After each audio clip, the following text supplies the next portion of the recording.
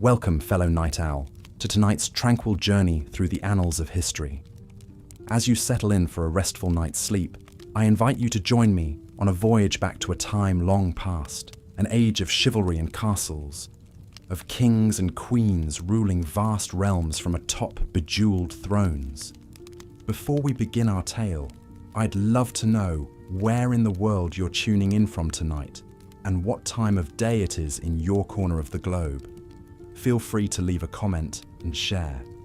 It's always a delight to see the diversity of this sleepy, history-loving community. And if you enjoy these relaxing forays into yesteryear, consider subscribing so you never have trouble sleeping or relaxing again. Now make yourself comfortable, dear friend. Perhaps you're nestled beneath soft sheets or curled up on a cozy sofa. As your eyelids grow heavy and your breath slows, let my words carry you gently back through the centuries to an era both familiar and strange, where we'll peek behind the stone walls of great castles and into the lives of those who once dwelled within. Tonight, we travel to medieval Europe, spanning from the fall of Rome in the 5th century to the Renaissance blossoming of the 15th. It was a time of faith and superstition, of plagues and progress, of conquests and crusades. Looming large over this ever-shifting landscape were the monarchs, those princes and princesses, kings and queens who claimed divine right to rule by the grace of God. From bejeweled crowns to ermine-trimmed cloaks, the royal regalia of the Middle Ages still captures our modern imaginations. When we picture the rulers of old, it's all too easy to envision them in a haze of unimaginable opulence, forever feasting and dancing, hunting and hawking, waging war and welcoming peace, draped in silks and dripping in jewels. But what was life really like for the royals of medieval Europe? How did they while away their days within the walls of sprawling castles and fortified manors, when they laid their crowned heads down to rest each night? What dreams and nightmares flickered behind their noble brows? As your own head sinks heavily into your pillow, I invite you to put yourself in their embroidered slippers for a spell. Imagine that you're a king or queen in the Middle Ages, born to a life of unimaginable privilege and power, but also one bound by duty, expectation, and tradition. Each choice you make will shape not just your own destiny, but the fate of kingdoms. So join me now, dear listener, as we tiptoe through echoing throne rooms and down torch-lit passageways, our footfalls softened by thick rushes strewn across cold stone.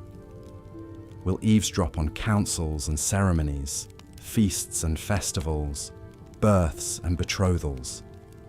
In the process, we may just discover that the royals of old were more human than the dusty pages of history might suggest. Our first stop will be the royal bedchamber itself, that most private of sanctums, where monarchs began and ended each day. As you nestle deeper into your own downy cocoon, let us draw back the heavy velvet drapes and greet the dawn as they might have, many centuries ago. Imagine, if you will, the first rays of sunlight creeping through an arrow-slit window, glinting off the gold threads of a finely wrought tapestry. A gently smouldering hearth lends the chamber a drowsy warmth, its flickering light dancing across the intricate carvings of a massive oak bed piled high with embroidered pillows and luxuriant furs. All is still, save for the measured breathing of the noble sleepers within. Before long, a gentle rapping at the door rouses the royal pair. It's the groom of the stool, that most intimate of courtiers, arriving to help the king with his morning ablutions. With great ceremony, the monarch is washed, dried, and dressed, layer upon sumptuous layer. The queen is tended to by her ladies-in-waiting, each one a high-born beauty vying for her favour. Devotions come next, as the king and queen are expected to set a pious example for their subjects. In a small private chapel, they kneel side by side to recite the morning offices, the Latin phrases well worn upon their tongues. The haze of incense and the glimmer of chalices induce an almost dreamlike state, a reminder that the right to rule is a divine mandate, and even the mightiest must humble themselves before God. But for all the ceremony, pomp, and prayer, medieval monarchs also had more worldly matters to attend to, and so, fortified by their faith, the king and queen emerged to face a day packed with courtly duties and obligations. As we've seen, despite their immense power and privilege, medieval monarchs were still very much human, with all the follies, fears, and foibles that entails. Their lives were defined as much by weighty duties as frivolous entertainments, as much by piety as politics. And perhaps no ruler better embodied these contradictions than the 12th century Queen Eleanor of Aquitaine. Born in 1122 to one of the wealthiest and most powerful families in France, the young Eleanor was the heiress to a vast domain that comprised nearly a third of the country. Beautiful, intelligent, and strong-willed, she was one of the most eligible bachelorettes in Europe. In 1137, at the tender age of 15, she wed the 17-year-old Prince Louis, heir to the French throne. It was a prestigious match, but not a happy one. The scholarly, pious Louis was ill-suited to the vivacious and worldly Eleanor. Nevertheless, when Louis's father died later that year, the teenage couple became King Louis VII and Queen Eleanor of France.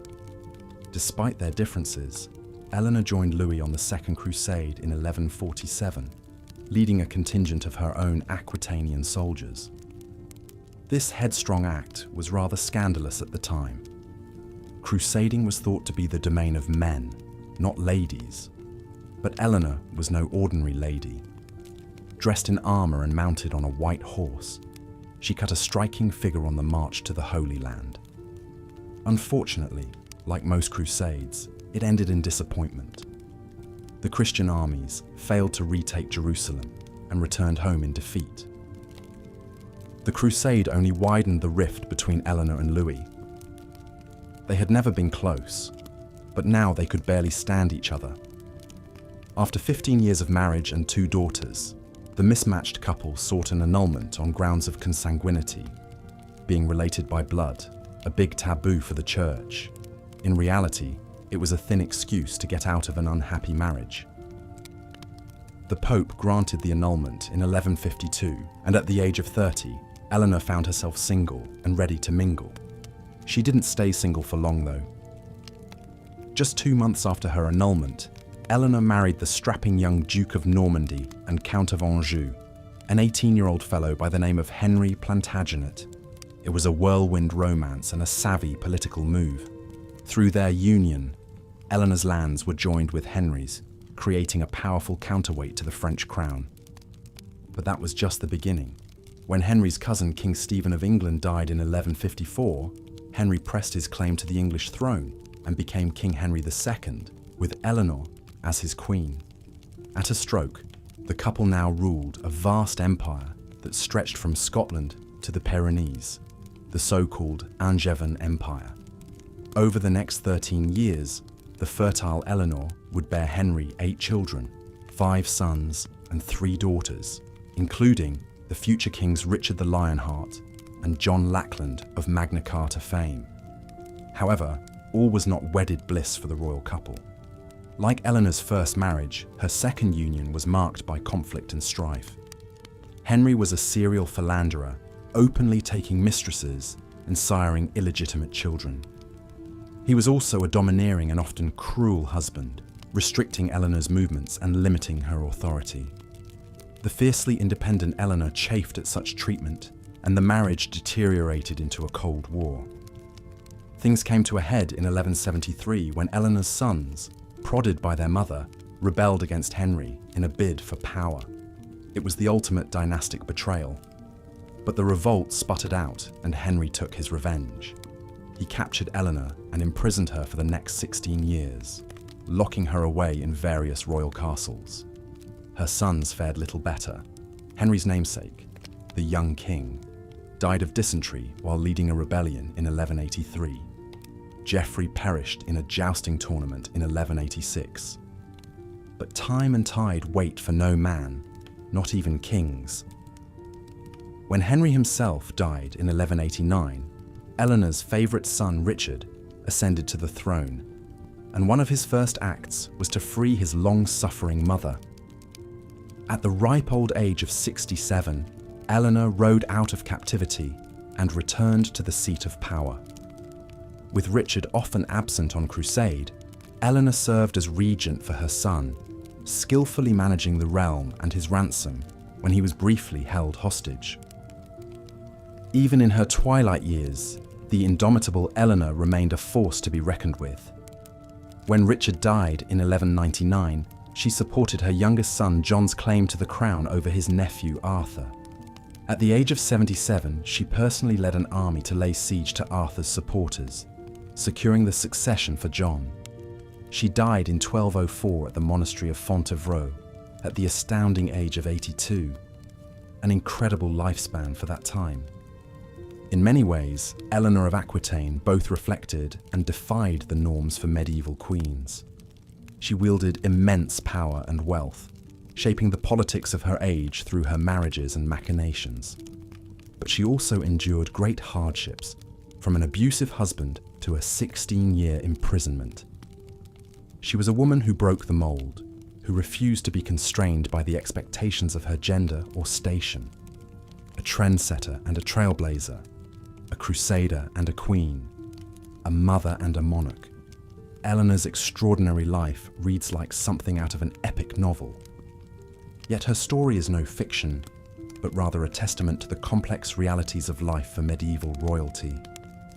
The power and the privilege, the duty and the domesticity, the piety and the politics, all were part and parcel of the royal experience. Eleanor embodied these contradictions perhaps more than any other, navigating them with savvy and tenacity. Her legacy continues to loom large, captivating the imagination of historians and novelists alike. As we explore the lives of other notable rulers like Eleanor, a rich tapestry of medieval monarchy emerges.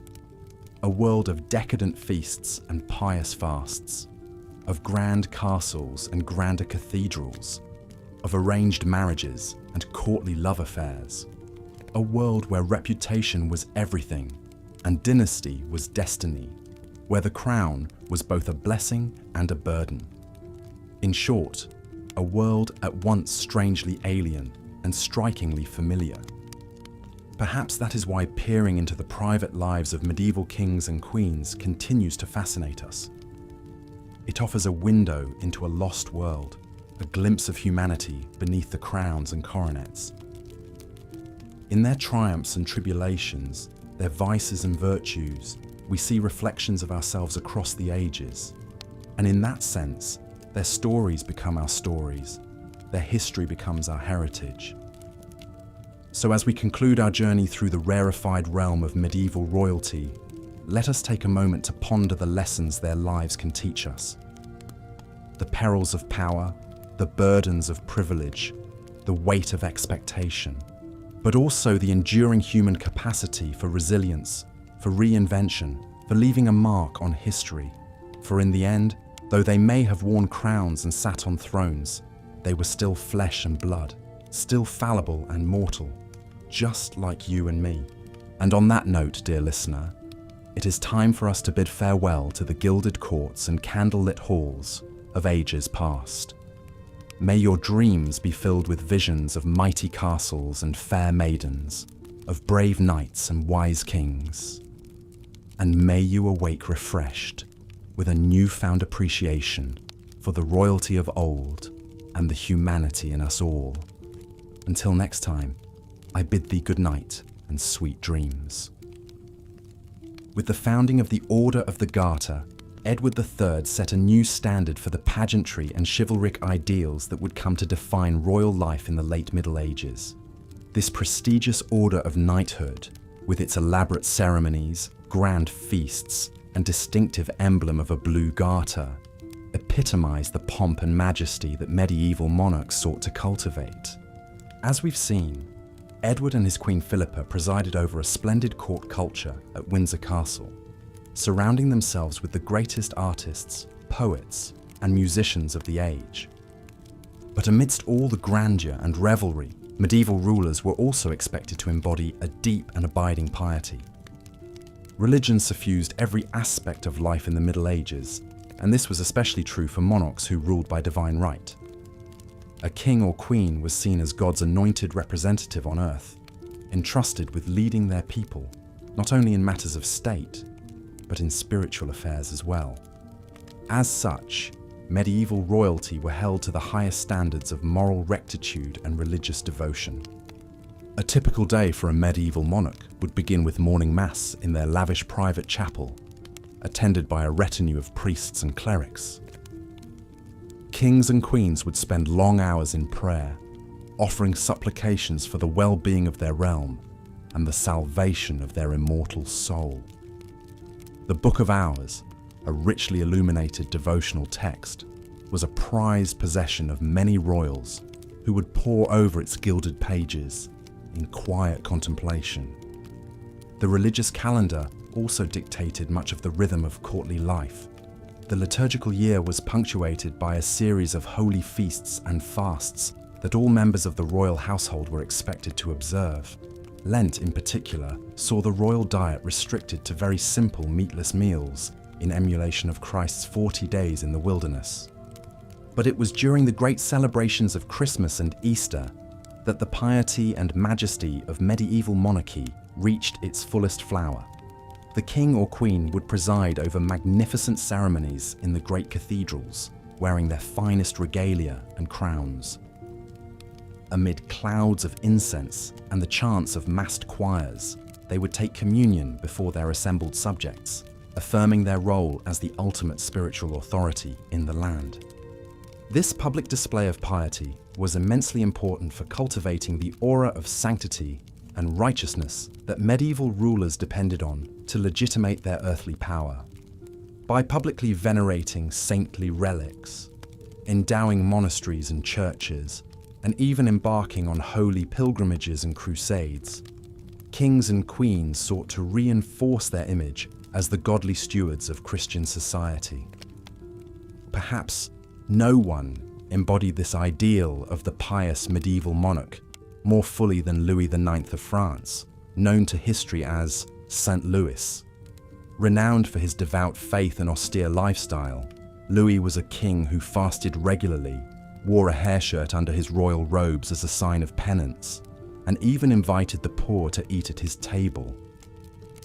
He embarked on 2 ultimately disastrous crusades to the Holy Land, dying of dysentery on the second venture in Tunisia.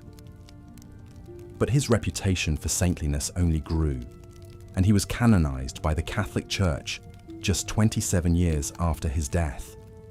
Of course, not all medieval rulers lived up to such lofty ideals. For every St. Louis, there was a king like Henry VIII of England, who famously broke with the Catholic Church in order to divorce his first wife, and went on to marry 5 more times. The notorious Pope Alexander VI, who reigned during the Renaissance, openly acknowledged his illegitimate children and was accused of turning the Vatican into a den of depravity. But for most medieval monarchs, piety and prayer remained an essential part of their daily lives and public personas. In an age when the line between the sacred and the secular was thin indeed, kings and queens were expected to bridge that divide, serving as both the temporal and spiritual leaders of their people. It was a weighty responsibility, and one that could take a toll even on the most devout of rulers.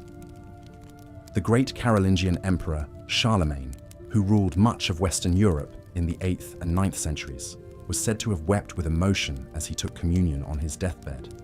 So acutely did he feel the burden of his sins and the immensity of his role as God's vice-regent on earth. For the medieval monarchs who bore this sacred mantle, the glittering trappings of royal life, the sumptuous banquets, the silk-draped beds, the fawning courtiers, were perhaps a welcome distraction from the weighty matters of the soul that occupied so many of their waking hours. In the flickering candlelight of the royal chapel, as the king or queen knelt in prayer before the altar, the outside world, with its earthly cares and pleasures, must have seemed far away indeed. As we contemplate these long-ago rulers in their private moments of piety, we are reminded of the deeply human dimension of even the most exalted lives. Behind the crowns and scepters, the ermine-trimmed robes and the soaring rhetoric, medieval monarchs grappled with the same eternal questions that have always haunted the human heart. Questions of meaning, mortality, and the yearning for connection with the divine. In the tomb-like hush of the great cathedrals where they worshipped, or in the flickering shadows of their own bedchamber, these kings and queens sought solace and guidance from a higher power. And in so doing, they left us a powerful reminder of the enduring search for purpose and transcendence that unites us all across the ages. But even the most pious of rulers could not spend all their days in prayer and contemplation. The business of actually ruling a kingdom called, and medieval monarchs had to navigate a treacherous landscape of competing interests, shifting alliances, and powerful personalities as they sought to maintain their grip on power. Perhaps no one exemplified the shrewd political maneuvering and force of character required of a successful medieval ruler quite like Eleanor of Aquitaine. Born into a wealthy noble family in southwestern France in 1122, Eleanor was one of the most eligible bachelorettes in Europe when she inherited the vast duchy of Aquitaine in her own right at the tender age of 15. Her first marriage, to pious King Louis VII of France, was by all accounts a mismatch of personalities. The worldly and cultured Eleanor found the ascetic Louis unbearably dull, and their relationship soured after she accompanied him on the ill-fated Second Crusade to the Holy Land. The expedition was a disaster, and rumors swirled that Eleanor had carried on an affair with her uncle, the dashing Raymond of Poitiers, while encamped in the shadow of the great walls of Antioch. When the royal couple returned to France, their marriage was effectively over, and in a shocking move for the time, the Pope granted Louis an annulment on the grounds of consanguinity, being too closely related. Eleanor, still only 28 years old, suddenly found herself once again the most desirable bride in Christendom. Her next match would prove far more consequential. Just 8 weeks after her annulment, Eleanor married the young Duke of Normandy, who also held vast territories in western France. His name was Henry Plantagenet, and 2 years later he would ascend to the throne of England as King Henry II, with Eleanor as his queen.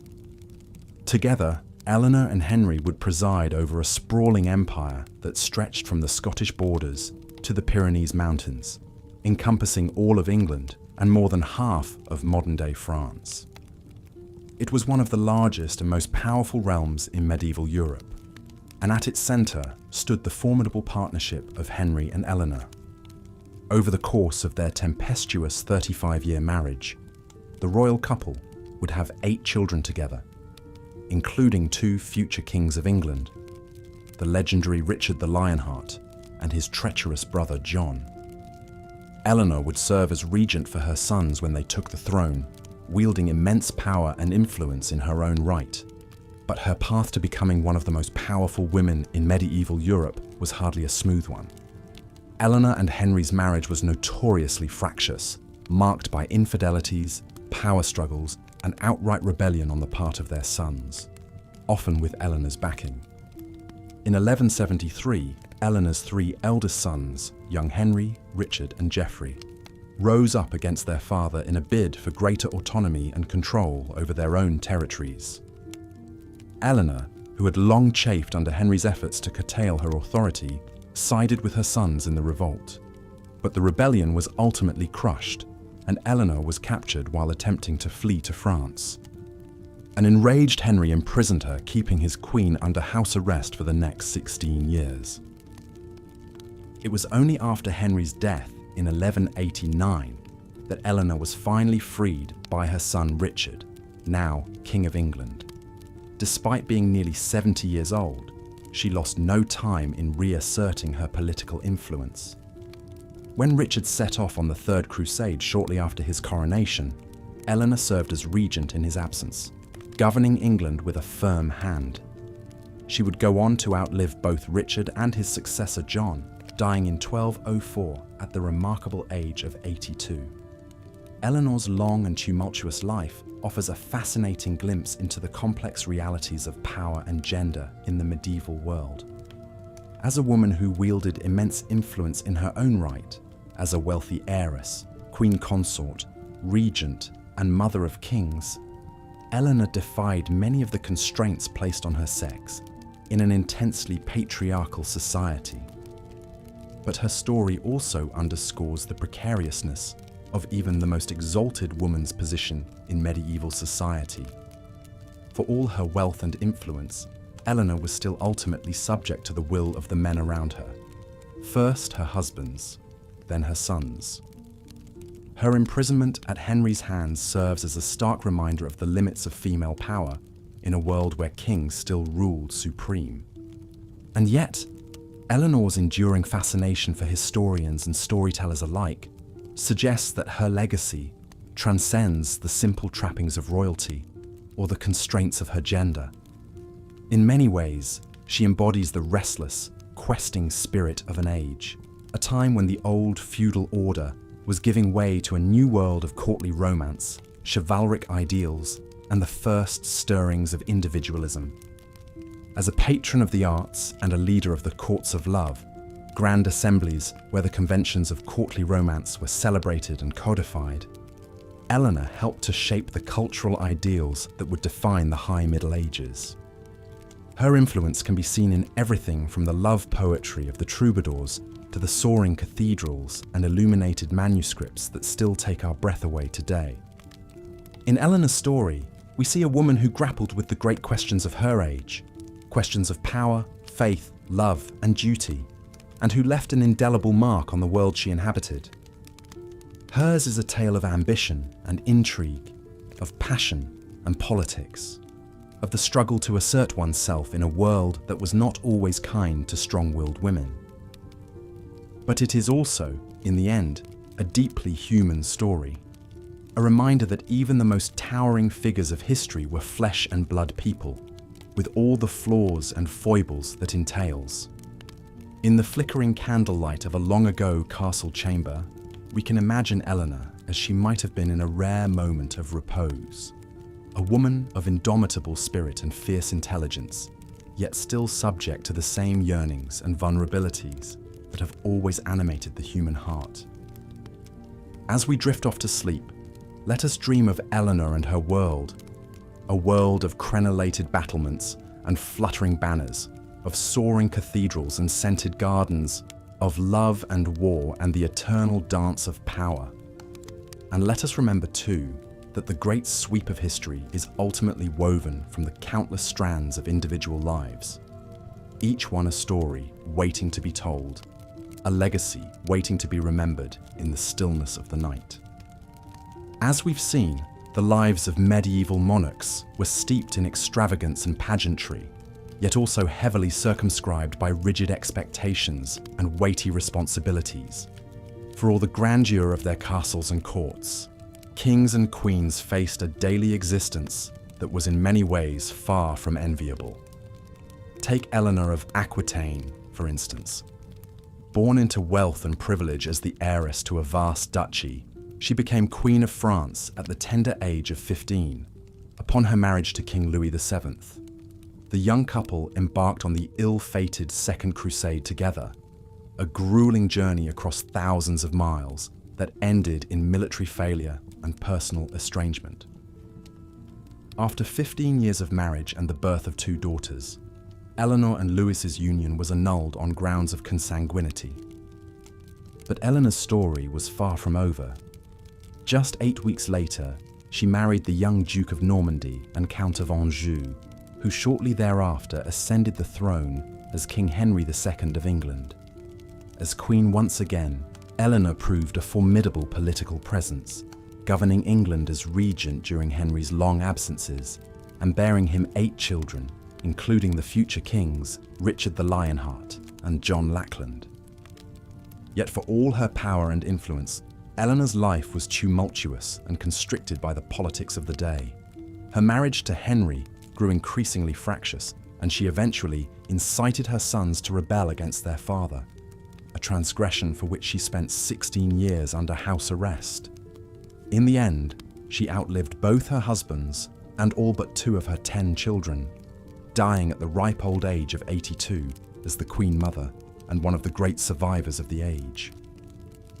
Eleanor's remarkable tale highlights the precarious position in which even the most blue-blooded of medieval women found themselves. Subject to the authority of fathers, husbands, and sons, queens could wield significant influence from behind the scenes, but always at the risk of censure or punishment for overstepping their bounds. The personal was deeply political, and a royal woman's choice of spouse or ability to produce heirs could spell the difference between dynastic glory and ruin. This was certainly the case for Empress Matilda, the daughter of England's King Henry I. Groomed for greatness from a young age, Matilda was married off to the Holy Roman Emperor as a teenager, and later recalled to England to be named her father's heir after the death of her brother in a shipwreck. But the barons balked at accepting a woman as their ruler, and when Henry died, Matilda's cousin Stephen of Blois rushed to seize the throne, plunging England into a nearly 20-year civil war known as the Anarchy. Matilda fought fiercely for what she saw as her birthright, rallying troops to her cause, and even escaping a castle under siege by being lowered down the walls in a coffin. She came tantalizingly close to the crown, entering London in triumph and preparing for her coronation. But the fickle citizens soon turned on her, and she was chased out of the city, never to return. In the end, Matilda was forced to settle for seeing her son, the future Henry II, recognised as Stephen's successor, a diplomatic resolution to England's turmoil, but a personally disappointing outcome for a woman who had fought so long and hard to be queen in her own right. The stories of Eleanor and Matilda offer a poignant reminder of the limitations medieval women faced, even at the very apex of society. Queens and empresses might accrue fabulous wealth and wield considerable influence, but their agency was always contingent on the forbearance of the men around them.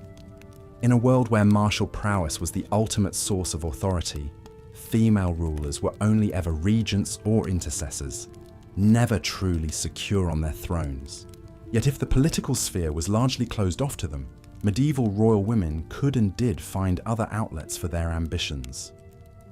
Many carved out significant roles for themselves as patrons of the arts, commissioning magnificent works of art and architecture to adorn their palaces and glorify their memories. Eleanor of Aquitaine was a noted sponsor of troubadours and poets, presiding over a glittering court culture that helped define the early medieval vogue for courtly love.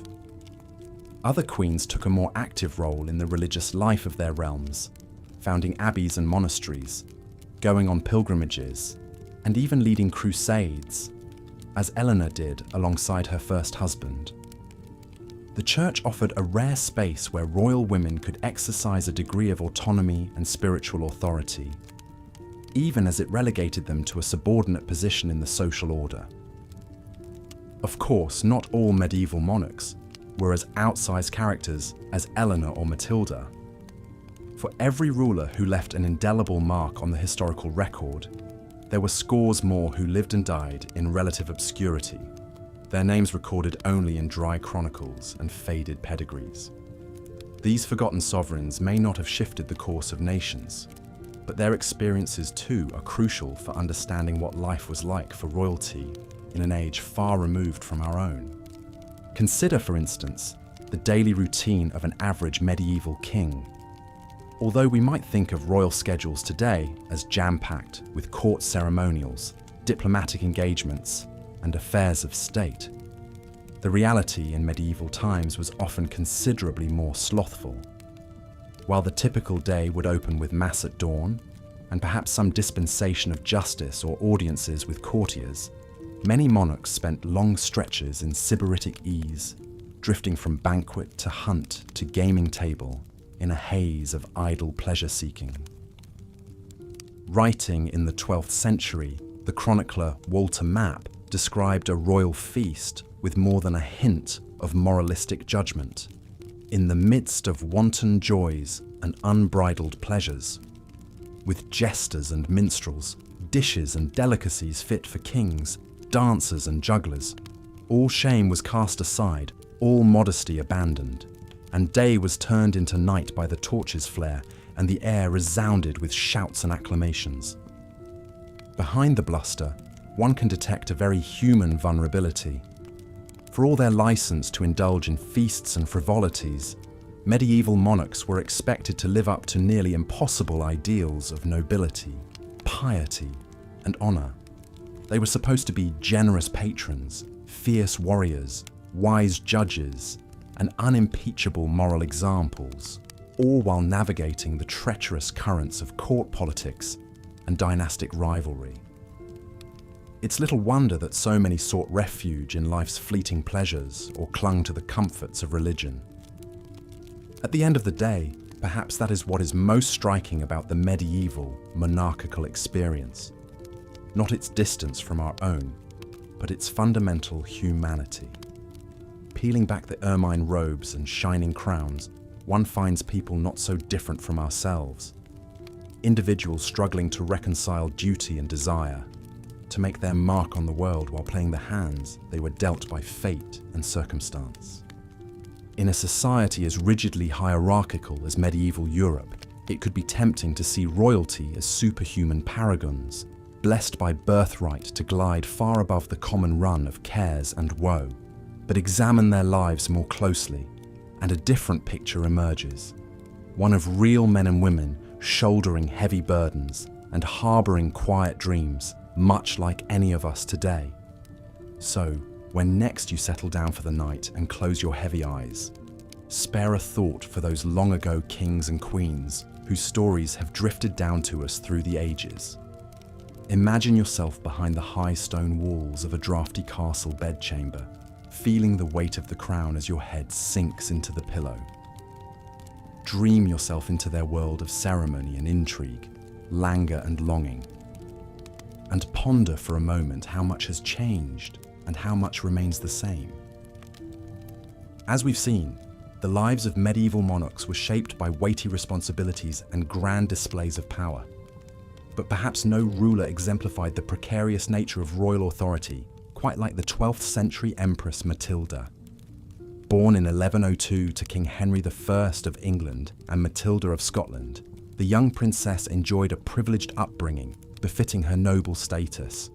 She was married at just 8 years old to Henry V, the Holy Roman Emperor, in a lavish ceremony that sealed an important political alliance. At the imperial court in Germany, Matilda thrived. She quickly adapted to the language and customs of her new home, impressing others with her poise and intellect. The teenage empress traveled extensively with her husband, even accompanying him on military campaigns in Italy. Sadly, Henry V died suddenly of illness in 1125, leaving 23-year-old Matilda a widow. With no children of her own, she returned to the English court of her father.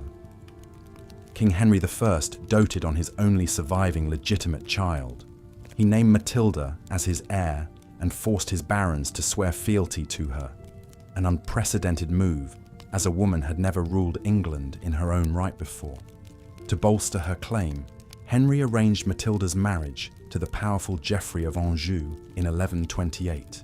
The union produced 3 sons, including the future King Henry II. But storm clouds were gathering. Many of England's barons resented the idea of a female sovereign, and Matilda's haughty demeanour at court did little to endear her to would-be subjects. When Henry I died in 1135, the stage was set for a showdown over the royal succession. The king's nephew Stephen of Blois quickly crossed the Channel, seized the crown for himself, and was recognised as ruler by the English church. Matilda was incensed, with her husband Geoffrey she rallied supporters to her cause and launched an invasion of England in 1139. The perils of the monarchical life were laid bare as a bitter civil war erupted. For over a decade, the realm was consumed by bloody conflict and shifting alliances as Matilda battled her cousin Stephen for the throne. The period came to be known as the Anarchy. Despite her tenacity, the Empress struggled to win a decisive victory. Her forces captured Stephen in battle in 1141, and Matilda briefly took control of the government. But a series of strategic blunders and her imperious rule alienated erstwhile allies.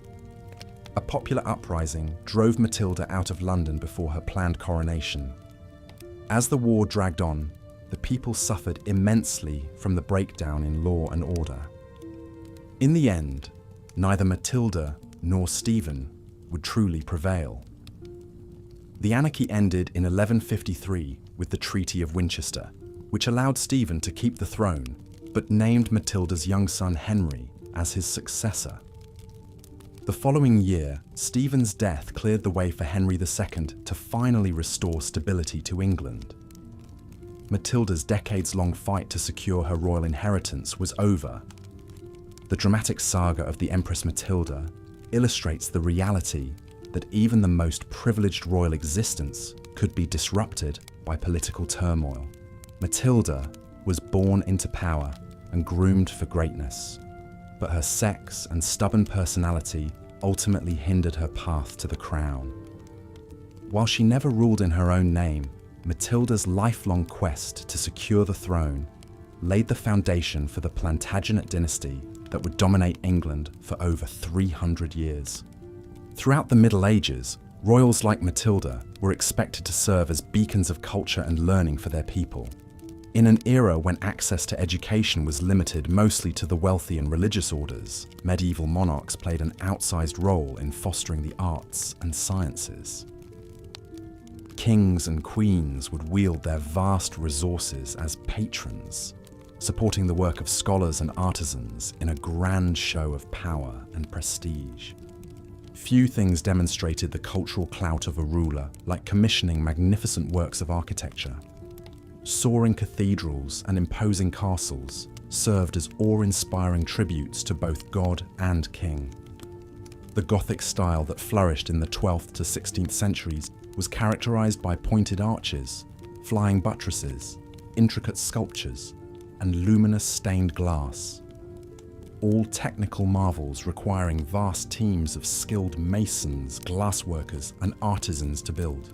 Take one of the most iconic examples, France's Chartres Cathedral. The bulk of this stunning church was erected between 1194 and 1250 during the reigns of Philip II, Louis VIII, and Louis IX. Its towering 112-foot stone vaulted ceiling, 176 stained glass windows, and ornate royal portal were all cutting-edge innovations for the time.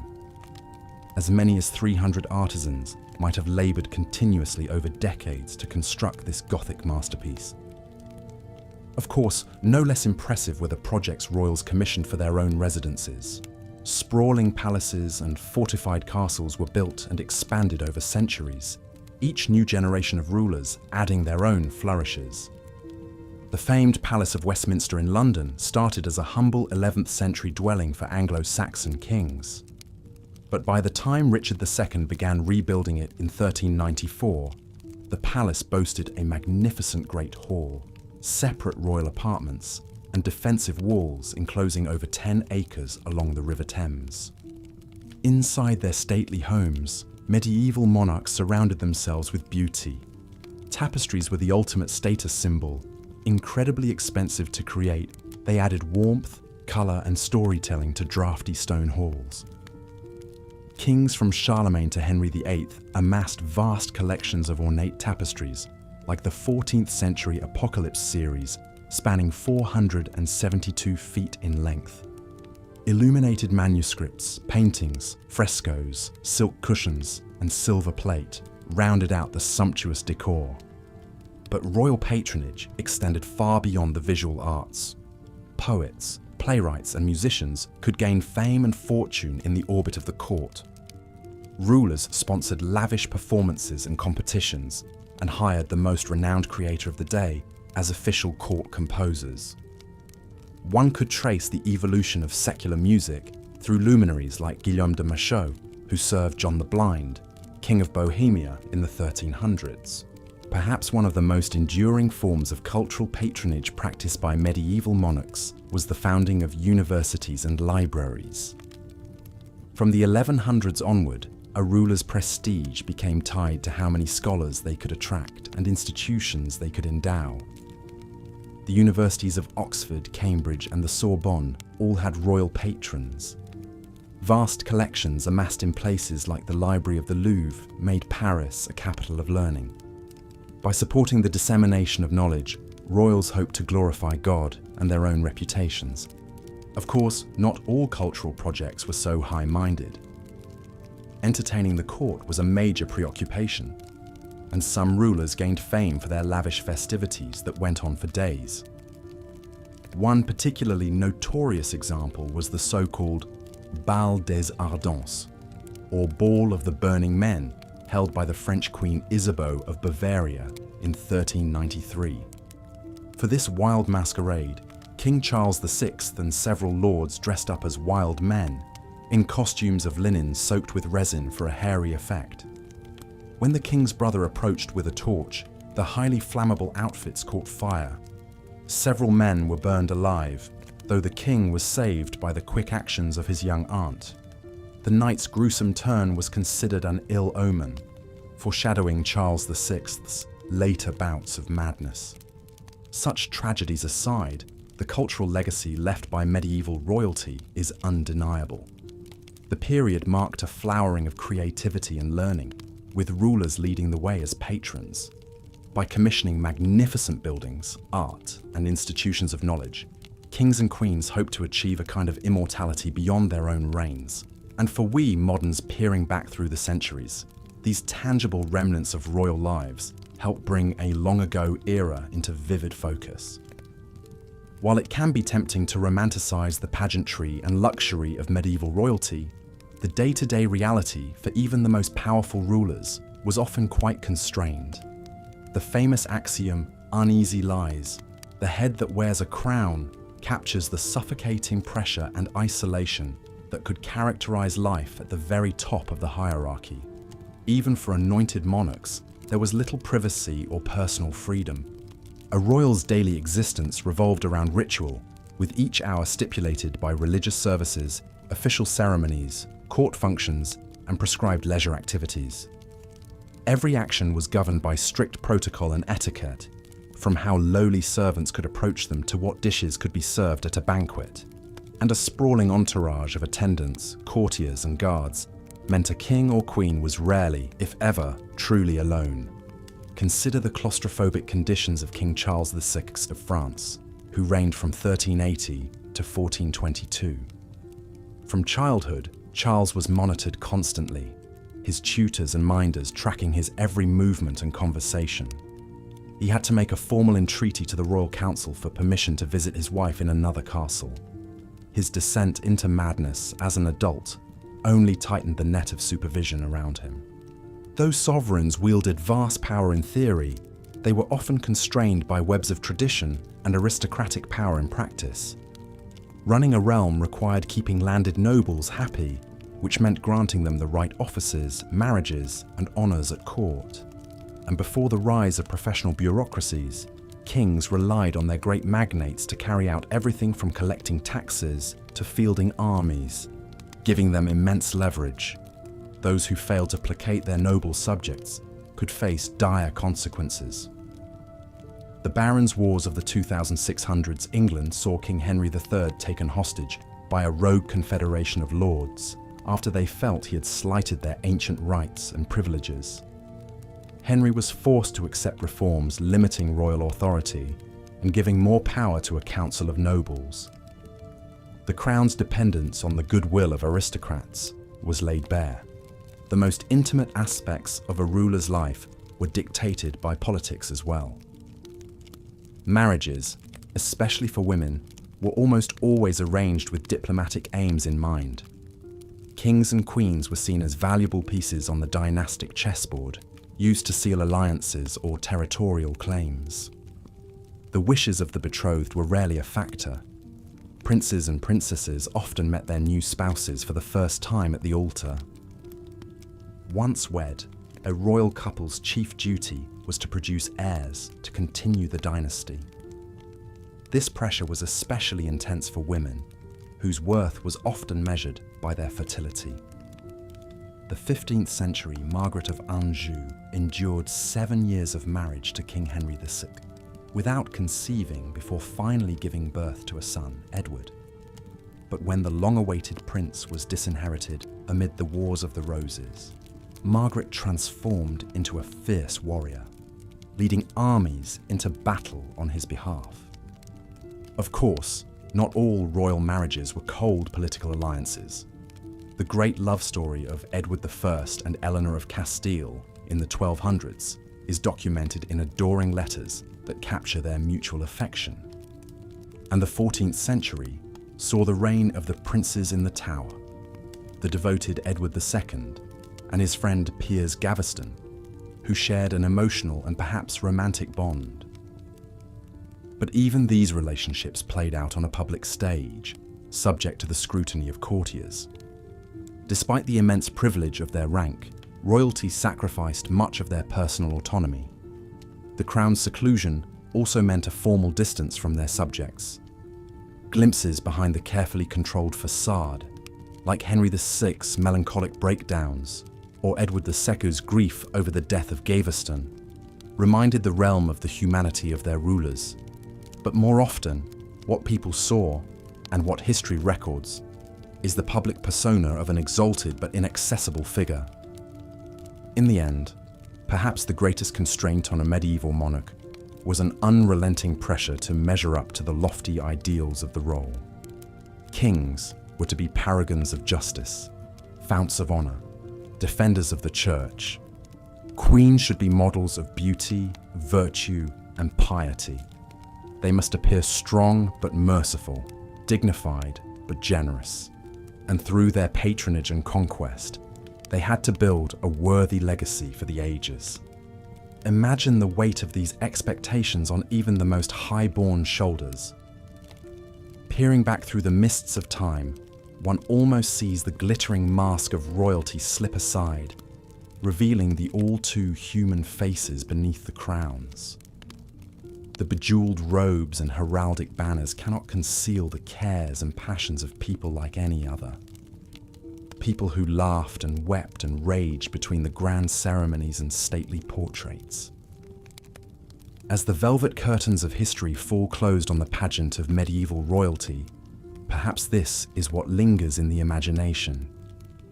Not just the majestic castles and opulent treasures, but the individual men and women who bore the lonely burden of rule.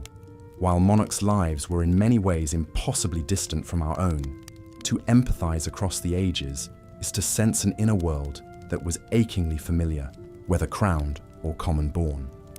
Good night, and may your dreams be graced by the gilded shadows of yesteryear, the regal phantoms who, for all their legendary deeds and outsized renown, were still souls much like you or I. Rest now, and ponder what life was truly like for those who reigned so long ago, in an era lost to antiquity, but not beyond our imagining. Until next time, fare thee well, my royal dreamer.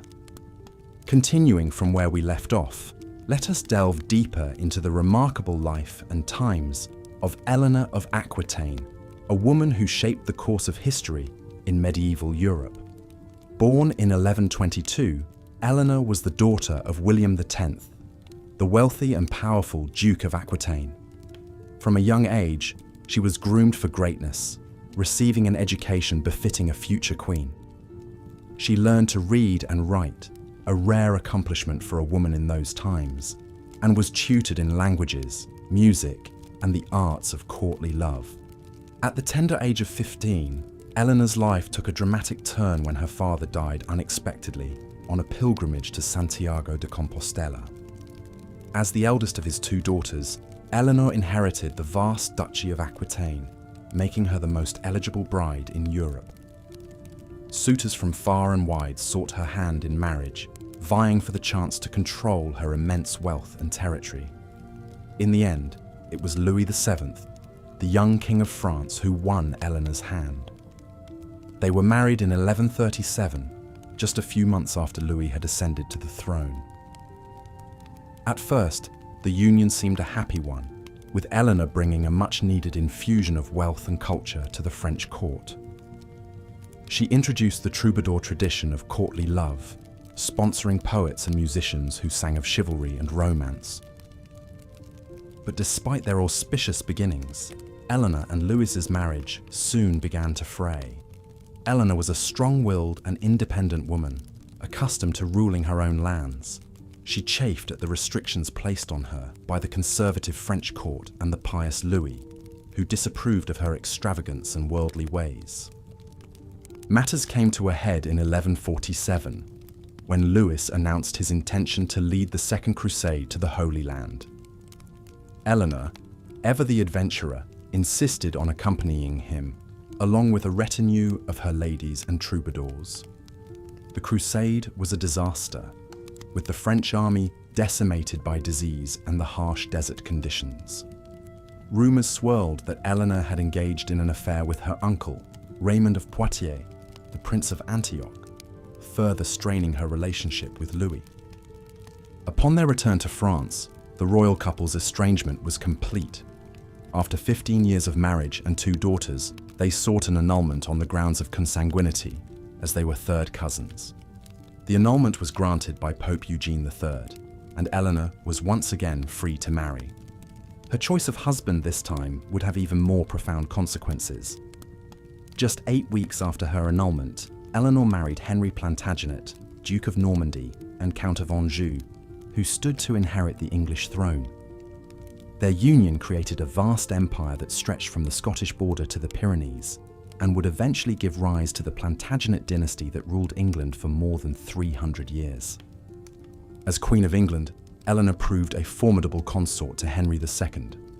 She bore him 8 children, including 5 sons, and served as regent when Henry was away on campaign. She continued to patronize the arts and learning, and is credited with establishing the Court of Love at Poitiers, where troubadours and poets gathered to debate the finer points of courtly romance. But Eleanor's relationship with Henry, like her marriage to Louis, was tempestuous. Henry was a notorious womanizer, fathering numerous illegitimate children, and the couple often quarreled over matters of state. In 1173, Eleanor's sons, led by the eldest Henry the Young King, rebelled against their father, seeking greater power and autonomy. Eleanor supported her sons in the revolt, which ultimately failed. As punishment, Henry had Eleanor imprisoned for the next 16 years, moving her from castle to castle to prevent any further plots. It was not until Henry's death in 1189 that Eleanor was finally released from captivity. By then, she was 67 years old, but her indomitable spirit was undiminished. She outlived Henry by 15 years, serving as a trusted advisor to her sons Richard I and John, who both became kings of England. She undertook diplomatic missions, negotiated treaties and alliances, and even traveled to Spain to choose a bride for her grandson, the future Louis VIII of France. Eleanor's legacy as a patron of the arts and a champion of courtly love endured long after her death in 1204, at the ripe old age of 82. The troubadour tradition she helped to establish spread throughout Europe, influencing poetry, music, and literature for centuries to come. Her descendants, the Plantagenets, would go on to shape the course of English history, giving rise to such legendary figures as Edward I, Edward III, and Richard III. In many ways, Eleanor of Aquitaine epitomized the contradictions and complexities of life for medieval royalty. She was a woman of immense power and influence, yet she was also subject to the whims and desires of the men in her life. She was a patron of the arts and a champion of courtly love, yet she was also a shrewd political operator who used her wealth and connections to advance her own interests and those of her children. Through her long and eventful life, Eleanor navigated the treacherous waters of medieval politics with skill and determination, leaving an indelible mark on the history of England and France.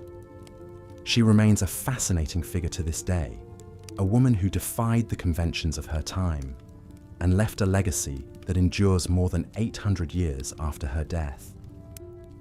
As we move on to explore other aspects of royal life in medieval times, it's worth keeping Eleanor's story in mind.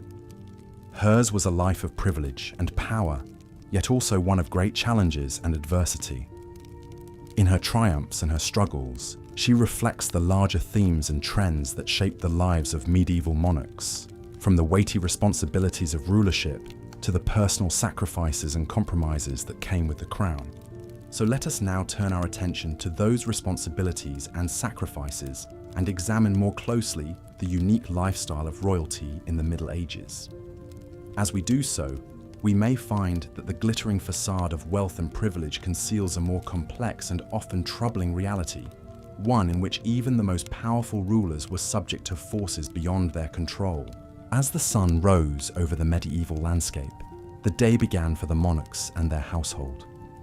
The first order of business was usually religious devotion. Kings and queens were expected to be paragons of piety, attending daily mass and spending hours in prayer each day. Many had private chapels within their lavish residences, where they could worship in quiet contemplation, attended by priests and ladies-in-waiting. Religion suffused every aspect of a medieval ruler's life. The Queen's Day often revolved around the royal children. Most queens bore many offspring, as a large family was seen as a blessing and a safeguard for the dynasty. But childbirth was perilous in an age before modern medicine.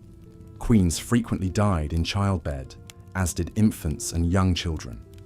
Those princes and princesses who survived enjoyed a privileged but often short childhood. Royal children were usually raised separately from their parents, in a different part of the palace or even a separate residence altogether. There, they were tended to by an extensive staff of nurses, tutors, servants, and companions.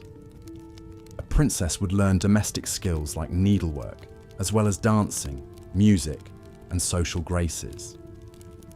Education for princes was rather more expansive, including military training, as well as academic subjects like languages, mathematics, law, and history.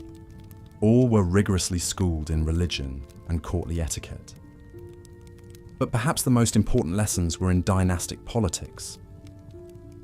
From an early age, royal children knew their marriages would be arranged for political reasons, to cement alliances or bring powerful territories under the family's influence. Romance was a luxury that royalty could rarely afford. Some royal children were engaged while still in the cradle, their personal happiness a small matter compared to the good of the realm. One famous example of a childhood betrothal that shaped history was that of Eleanor of Aquitaine.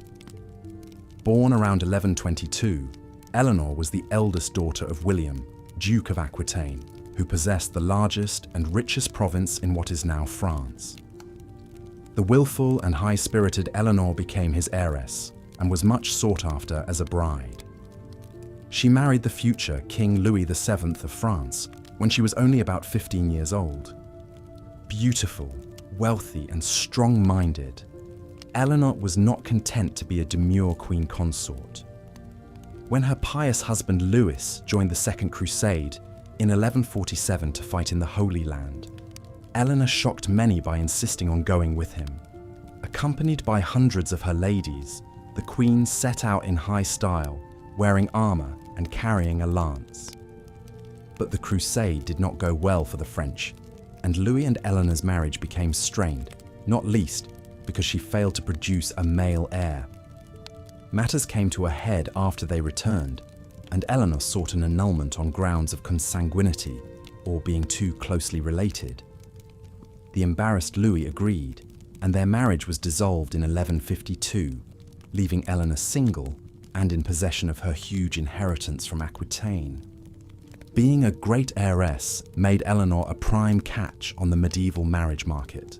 She soon wed a dynamic young nobleman named Henry, who 2 years later would ascend to the throne of England as Henry II.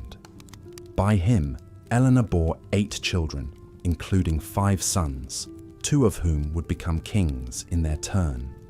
But as Eleanor aged, her relationship with the explosive and philandering Henry deteriorated. After Eleanor supported a rebellion by their sons against Henry, the furious king had the queen placed under house arrest, where she remained for over a decade. In the first year of her confinement, 1173, Eleanor's eldest surviving son, known to history as Richard the Lionheart, once again rebelled against his father Henry. Richard, his mother's favourite, may have been emboldened knowing Eleanor supported his claim. He went to war alongside his younger brother Geoffrey, and at one point, the sons actually took their own father prisoner. But Henry finally subdued the rebellion, only agreeing to free Eleanor after Richard submitted and begged for forgiveness. Throughout her long imprisonment, Eleanor remained a strong influence over her sons, fueling their ambitions and giving advice through letters. When Henry II finally died in 1189, Richard ascended to the throne, and his first act as king was to order his beloved mother released. On Richard's departure for the Third Crusade, he installed Eleanor as Regent of England, allowing her to wield power openly for the first time. As regent, and during Richard's long absences and captivity abroad, Eleanor worked tirelessly to raise his ransom, negotiate with the Pope on his behalf, and help rule his territories, travelling ceaselessly across England and France. The indomitable Eleanor lived to the remarkable age of 82, having spent her final years in her favourite abbey, Fontevraud. Eleanor was a shining example of how a medieval queen could carve out a significant sphere of influence despite the constraints placed upon women in her time. She cultivated an image of herself as a cultured patron of the arts, and indeed the tradition of courtly love, poetry flourished at her court, where Eleanor encouraged troubadours to write verses extolling the virtues of noble ladies. But Eleanor was an exception in many ways. For most medieval queens, their chief duty was to provide the king with male heirs. Sons were infinitely preferred over daughters to inherit the throne and carry on the family dynasty. Bearing healthy children was such an essential queenly role that infertile queens were frequently cast off, their barrenness seen as a curse or judgment from God. The pressure on queens to procreate meant that many royal women were almost constantly in a cycle of pregnancy, childbirth, and recovery for most of their fertile years. But they were also expected to preside gracefully over court festivities, even when in a delicate condition. And of course, the rigours of childbirth itself were a recurring danger that claimed many royal mothers and babies. This was the case for Queen Philippa of Hainault, wife of King Edward III of England. Philippa was a devoted consort who provided Edward with many children, including 5 sons who lived to adulthood. She held the reins of government as regent for Edward during his long military campaigns abroad. Beloved for her kindness and piety, Philippa was an ideal medieval queen. But bearing so many royal children ultimately cost Philippa her life. She died at age 55 in August 1369, days after giving birth to her 14th child. Edward was devastated by the loss of his queen, and she was deeply mourned by her people. Her grandson would one day inherit the throne as the ill-fated Richard II. While sons were the most coveted royal offspring, a medieval king also hoped for at least one daughter, who could be married off to a rival ruler to seal a peace treaty or secure an alliance. Daughters were useful dynastic bargaining chips in the unending game of feudal realpolitik. The marriage contract of a princess was often hammered out through months of tense negotiations, with every clause and condition painstakingly spelled out, and her dowry a matter of fierce haggling. Once wed, she was expected to loyally promote her birth family's interests in her new land. Queens who failed in this risked being branded traitors or worse. Most royal daughters, knowing no other way of life, accepted their fate stoically, doing their dynastic duty. A few long-suffering wives even came to love their husbands. But many led isolated and unhappy lives in a foreign court, far from home, valued only for their wedding dowry and reproductive capacity. So for a royal bride, whether negotiating her betrothal or navigating the intrigues of a new court, the best ally she could find was often her own mother. Queens worked tirelessly to advance the marriages of their children, calling in favors, smoothing over conflicts, and plotting against rivals. Once a queen's daughter was safely delivered to her husband, she strove to keep up a regular correspondence, sending letters full of news, advice, and warnings. A royal mother's counsel was often her daughter's greatest asset, as she tried to find her footing in an unfamiliar court. This special bond between queens and princesses was one of the most important relationships in the medieval world. Empress Matilda was one royal daughter who could have used her mother's guidance. Matilda was born in 1102 to King Henry I of England and his wife Matilda of Scotland. The young princess lost her mother at age 7, leaving her open to the machinations of her father. When Matilda was only 8 years old, King Henry arranged her betrothal to the powerful Holy Roman Emperor Henry V, who was more than 15 years her senior. The little princess was sent to Germany in 1110 to be raised at her future husband's court, where she was educated as befitted an empress to be. The imperial couple married in 1114, despite the bride only being 12 years old. As Empress of the Holy Roman Empire, Matilda seemed destined for greatness. But her husband died in 1125 after only 11 years of marriage. The widowed Matilda, still only 23, was suddenly left without a clear role. She had failed to bear the emperor a child, and his successor had no use for her. With few options, Matilda was forced to return to the court of her father, King Henry. Matters became more dire for Matilda when her younger brother, Henry's only legitimate son, drowned in the disastrous White Ship disaster of 1120. Suddenly, Henry had no clear heir, and many of his barons were uneasy at the thought of a woman inheriting the throne. But Henry forged ahead with his plan. The determined King Henry forced his barons to swear an oath to accept Matilda as his heir. He then arranged a second marriage for the reluctant Matilda, this time to the 13 years younger Geoffrey of Anjou. It was a tempestuous match, with the arrogant Matilda and proud Geoffrey frequently quarrelling. But the power couple eventually came to terms and had 3 sons. When Henry I died in 1135, it seemed that Matilda's path to the English throne was clear, with Geoffrey acting as her consort and protector.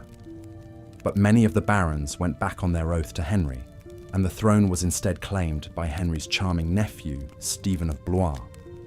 Matilda was outraged at being passed over.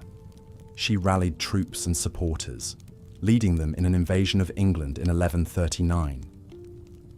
Matilda captured Stephen in battle in 1141, and for a few months actually ruled in London as Lady of the English. But her haughty demeanour alienated the citizens, and she was soon forced to flee as Stephen's allies rallied. The resulting civil war and breakdown of royal authority as Stephen and Matilda's factions vied for control became known as the Anarchy. For nearly 20 years, the two rivals continued to struggle and maneuver for advantage as the kingdom erupted in bloodshed and chaos. Contemporary chroniclers lamented that Christ and his saints slept as the war dragged on. Finally, in 1153, the exhausted parties reached a compromise called the Treaty of Winchester. Stephen would remain as king for the rest of his life, with Matilda's son Henry named as his heir. The following year, Stephen died, and the 21-year-old Henry ascended the throne as Henry II, beginning a new era for England. Matilda herself retired quietly to Normandy, where she died in 1167 at age 65, knowing she had fought like a lioness to put her son on the throne. In the end, she lost her long struggle to be queen in her own right. But through her descendants, including the formidable Henry II and celebrated Richard the Lionheart, Matilda left a towering legacy over the English monarchy for generations to come. The saga of Matilda and Stephen demonstrates how uncertain even a seemingly ironclad royal succession could become in the chaos of the Middle Ages. With life expectancy so much lower than today, the death of a king could plunge a realm into disarray if the heir was too young, absent, or disputed. Queens like Eleanor of Aquitaine and Empress Matilda, who lived long enough, could wield great influence as queen mothers and regents for underage sons. Matilda's daughter-in-law Eleanor of Aquitaine was especially skilled at using her power behind the throne to steer events, even dominating the royal court for a time. But such a prominent role for women was the exception rather than the rule in the deeply patriarchal society of medieval Europe.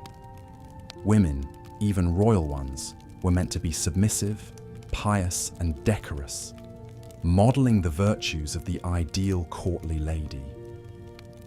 Those queens who openly flouted these expectations, asserting themselves too strongly into the male spheres of governance and warfare, frequently met with criticism and censure.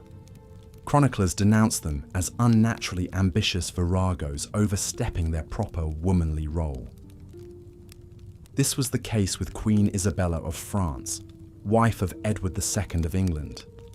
Isabella, beautiful and clever, despised her ineffectual, pleasure-loving husband and his male favourites, who held undue influence at court.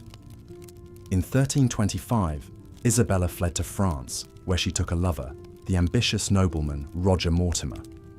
The scandalous pair gathered an invasion force and attacked England, capturing the hapless Edward and forcing him to abdicate in favour of his teenage son, Edward III. Edward II soon died in captivity, almost certainly murdered on the orders of Isabella and Mortimer. The pair then ruled openly as regents, their brazen affair an open secret. But young King Edward chafed under his mother's thumb. In a palace coup, he arrested Isabella and put her lover Mortimer on trial. The Queen was spared execution and allowed to retire with dignity to a comfy exile. Mortimer, however, was promptly hanged as a traitor. Isabella's story is a cautionary tale of how even powerful queens could swiftly fall from grace if they failed to maintain the proper image of virtuous femininity. In the harsh world of medieval politics, royals danced on a razor's edge, where one wrong move could mean disgrace or death. When those missteps involved queens and their lovers, the scandal was especially juicy to royal watchers. By the later Middle Ages, most kings had resigned themselves to their wives taking discreet lovers, so long as they were reasonably cautious and bore the king's children. Of course, kings themselves frequently strayed with mistresses. It was practically expected for lusty royal husbands. Henry II of England, Eleanor of Aquitaine's spouse, famously kept a whole string of mistresses, most notably the fair Rosamond, the comely young daughter of a knight. Henry ensconced his beloved Rosamond in a sort of love nest, a picturesque bower at the centre of a hedge maze at his park in Woodstock. According to legend, a jealous Queen Eleanor eventually found a way into the labyrinth and confronted her nubile young rival, offering her the choice of a dagger or a cup of poison. The tale's ominous implication of murder only added to the fair Rosamond's romantic mystique. The reality, as usual, was doubtless more prosaic.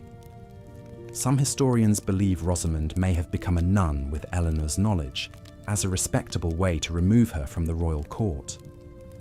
In any case, Rosamond apparently died of natural causes, as a charitable foundation was later established at Godstow Abbey in her name. The enduring legend of Rosamond and Eleanor demonstrates how tales of courtly love, with adulterous passions, jealous rages, and tragic endings, so captivated the imaginations of medieval nobility.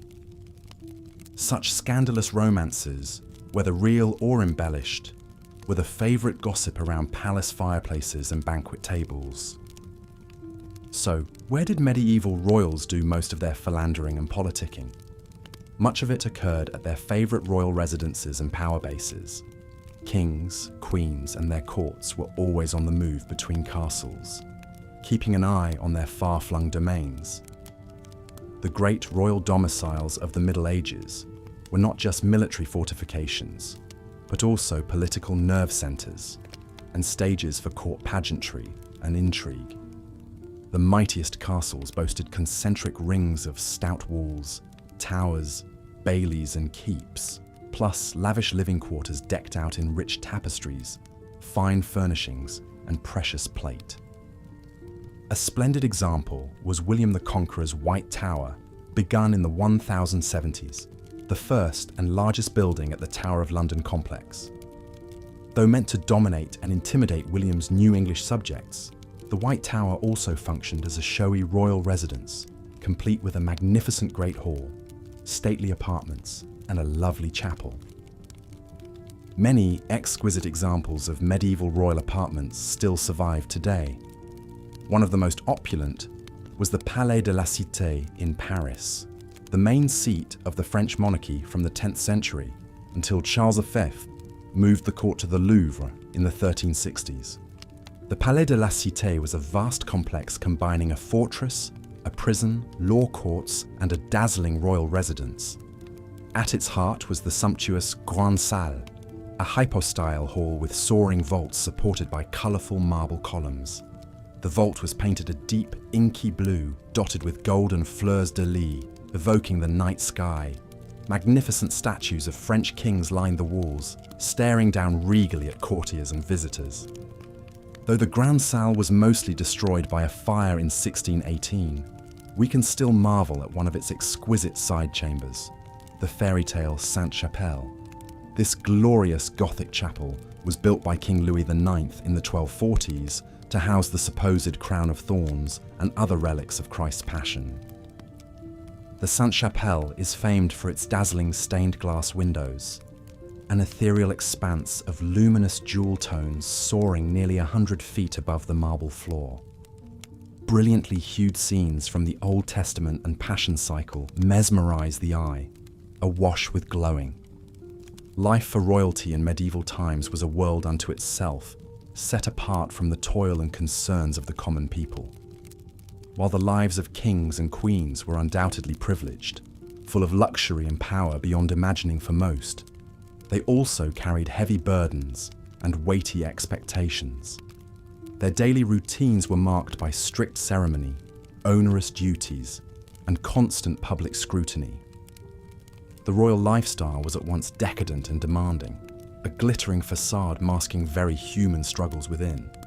Perhaps no monarch better embodies the paradoxes of royalty than Queen Philippa of England, devoted wife of Edward III and mother to no less than 12 children. Born a noblewoman of Hainaut, now in modern Belgium, the young Philippa came to England at just 13 to be wed to the 15-year-old Edward.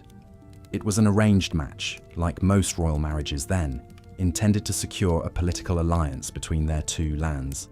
Yet despite its pragmatic origins, the union would blossom into a deeply loving and influential partnership. Edward and Philippa's marriage was a pillar of strength during a tumultuous time for the English crown. Not long after taking the throne, Edward embroiled England in what would become the 100 Years' War, staking a tenuous claim to the French crown through his mother. As he led armies across the Channel year after year, Philippa often served as regent in his stead, capably governing the realm. She earned widespread respect for her wisdom, grace and charity, a trusted queen who embodied the ideals of the age. But Philippa's life was far from the tranquil domesticity enjoyed by her humblest subjects. When not holding court or reviewing matters of state, she was frequently pregnant, confined to her chambers for long stretches. Childbirth was a perilous affair even for queens, and not all of Philippa's babies would survive infancy. Those who did faced an upbringing of rigid formality, every moment structured and supervised. The the natural rambunctiousness of childhood, tamed by decorum. Exhausting as this cycle of child-rearing was, it was also Philippa's chief duty and a source of dynastic pride. Her sons would go on to be the famed Black Prince and the powerful John of Gaunt. Her daughters she raised to be gracious and capable queens. In an age when the primary role of royal women was to secure the succession, Philippa excelled. Yet she strove to be more than a queen. She made herself a true partner to Edward and an influential force in her own right. When not consumed by matters of state or family, Philippa embraced the refined pastimes and pageantry of court. She had a passion for fine clothing and is said to have kept a wardrobe unmatched in opulence. She looked regal even by the sumptuous standards of 14th century nobility, swathed in jewels and billowing gowns. Music was another great love, her court forever filled with minstrels and troubadours. She was a cultured patron of the arts and learning, collecting exquisite books and objets d'art from the continent. Yet Philippa also took her Christian faith most seriously, as any proper monarch must in medieval times. She devoted long hours to prayer and masses in the royal chapel, and practiced charity on a grand scale befitting her station. Her touching concern for the poor was much remarked upon, and convents, hospitals, and almshouses across England enjoyed her support. She was forever interceding to the king for mercy on prisoners, or pardon for criminals condemned. Hers was a gentle and moderating influence on the throne. Thus, even a queen renowned for her virtue had to walk a delicate line, balancing piety and dynastic duty, stately glamour and common compassion. Whether ensconced in sumptuous apartments attended by scores of ladies or on her knees in solemn prayer, Philippa had to be every inch the queen at all times, gracious but commanding, admirable from every angle. Edward appeared to adore her, remained relatively faithful, and mourned her most deeply at her passing. Yet he would take a mistress in her lifetime. One could only expect so much of a king.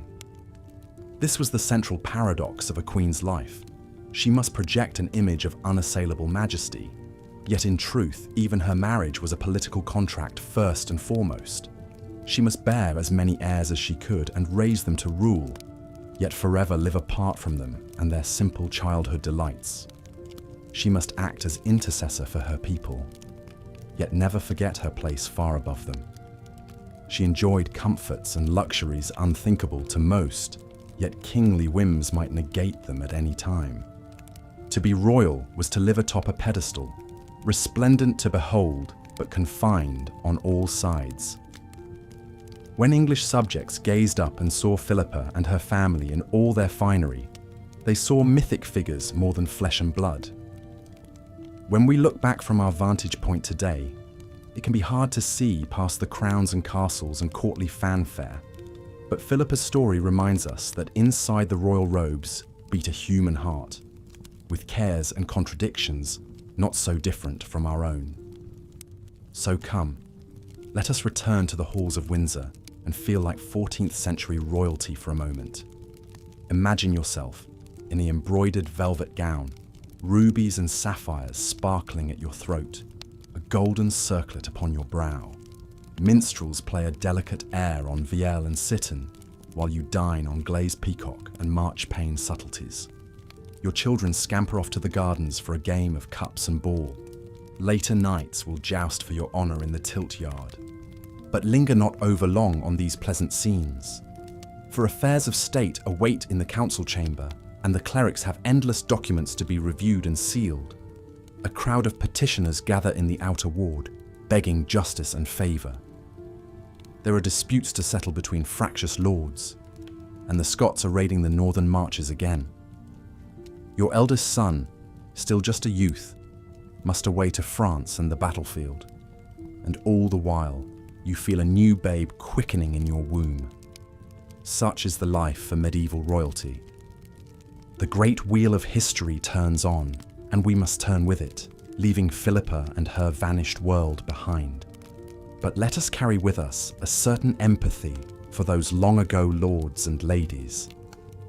For in the dark, behind our closed eyelids, we may yet catch a glimpse of them in their private chambers, stripped of regalia and reputation. And there we might recognize kindred spirits, more like us than the storybooks suggest. The crown weighs heavy, but the humanity within endures. The crown jewels, of course, were among the most prized symbols of royal wealth and majesty during medieval times.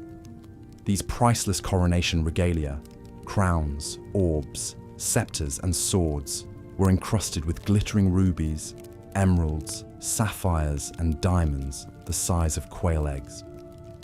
They were worn by the monarch during the most solemn ceremonies and state occasions.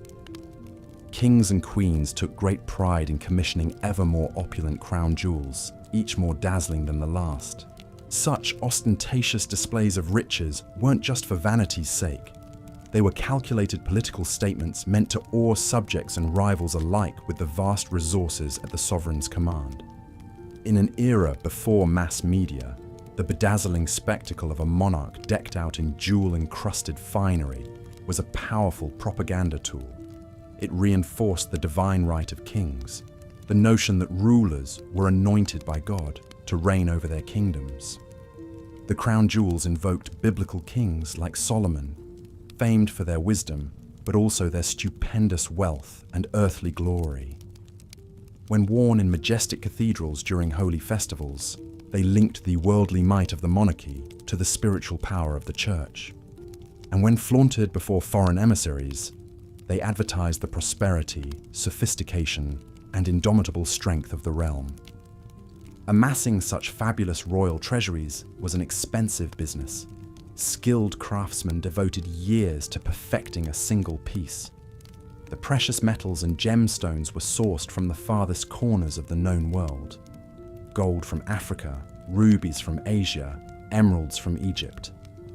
Such far-flung origins only enhance the mystique of the jewels.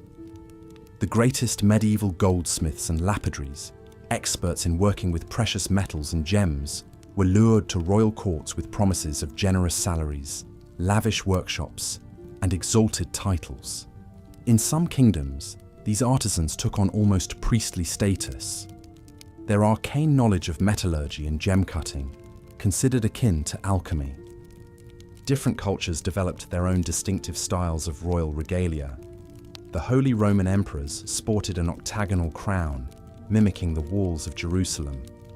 Byzantines favoured pendilia, bejewelled ornaments hanging from the crown over the ruler's cheeks and ears. English kings often held sceptres topped with a cross or dove to symbolise just and peaceful sovereignty. Protecting such immensely valuable royal possessions was paramount. The crown jewels were locked away in the deepest castle vaults, guarded around the clock by the most incorruptible soldiers. Merely to handle them without permission was considered treasonous. But for all the best efforts of even the most eagle-eyed warders, the dazzling allure of the jewels sometimes proved too tempting. In 1303, the treasury at Westminster Abbey was daringly robbed.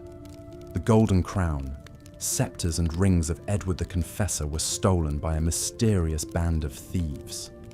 Sacrilegious as the crime was, one can almost admire the audacity of these bandits, bold as brass, making off with the most jealously guarded treasures in all the land. The repercussions were swift and terrible. Every able-bodied man in London was ordered to help with the hunt. The city gates were sealed for days. Dozens of suspects were rounded up, and one presumes the jailers weren't too fussed about observing Magna Carta rights. Though most of the jewels were eventually recovered, the crown was damaged beyond repair. This legendary heist later inspired many a ballad and morality tale, with the moral being, of course, that it is easier for a camel to pass through the eye of a needle than for a thief to escape the king's justice. For commoners, even glimpsing the crown jewels was a once-in-a-lifetime experience. Perhaps a chance peek as the royal procession wound its way to Westminster for a coronation, or a tantalising glint of gold as the monarch sat enthroned in full regalia. Ironically then, for most medieval folk, The royal crown jewels were like that famous Arthurian quest object, a glimpse of the Holy Grail, radiant and otherworldly, but forever out of reach behind castle walls. Marvelous to dream about, though.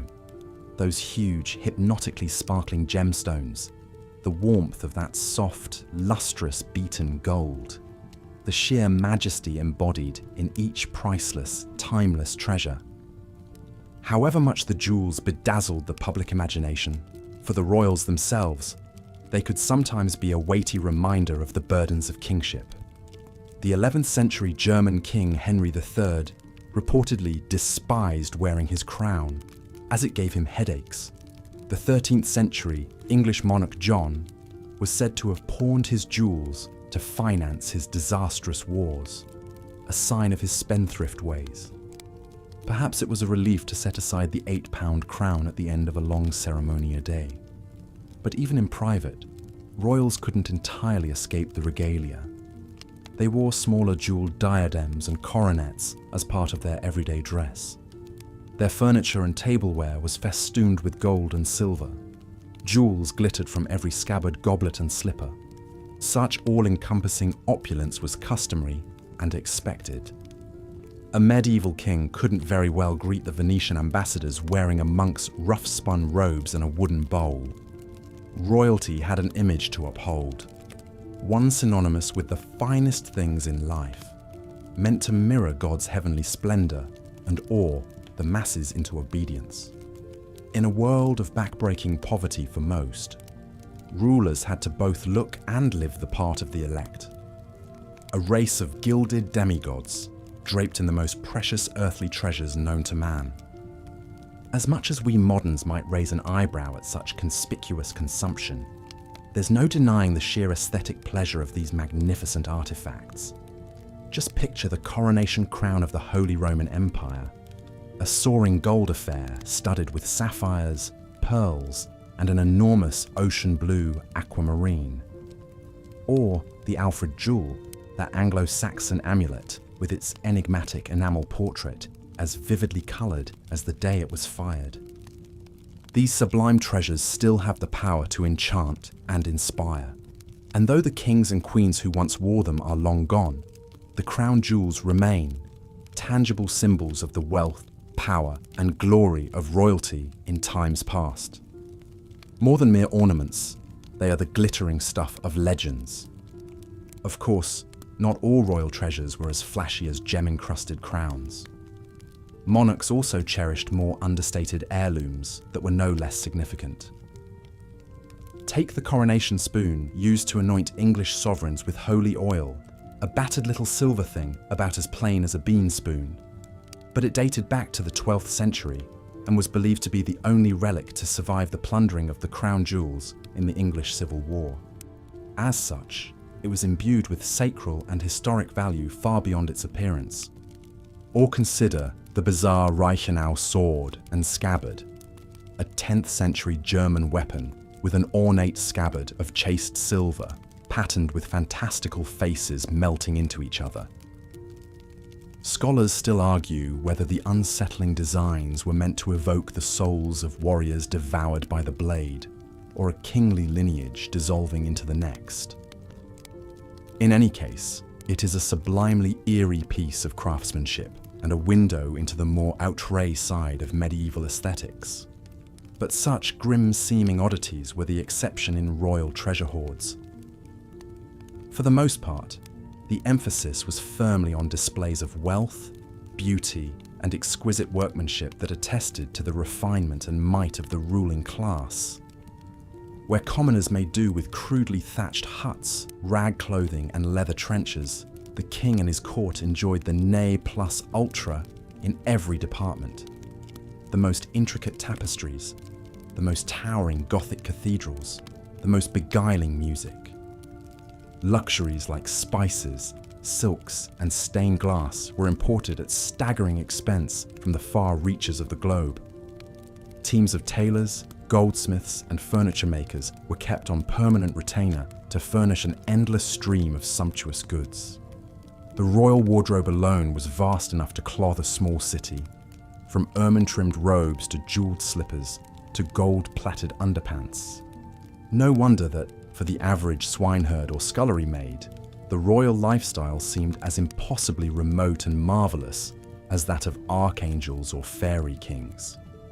And no wonder that the ultimate fairy tale ending was for a humble hero to ascend to royalty, whether by pulling a sword from a stone, or marrying a prince, or simply waking to discover it had all been a beautiful dream.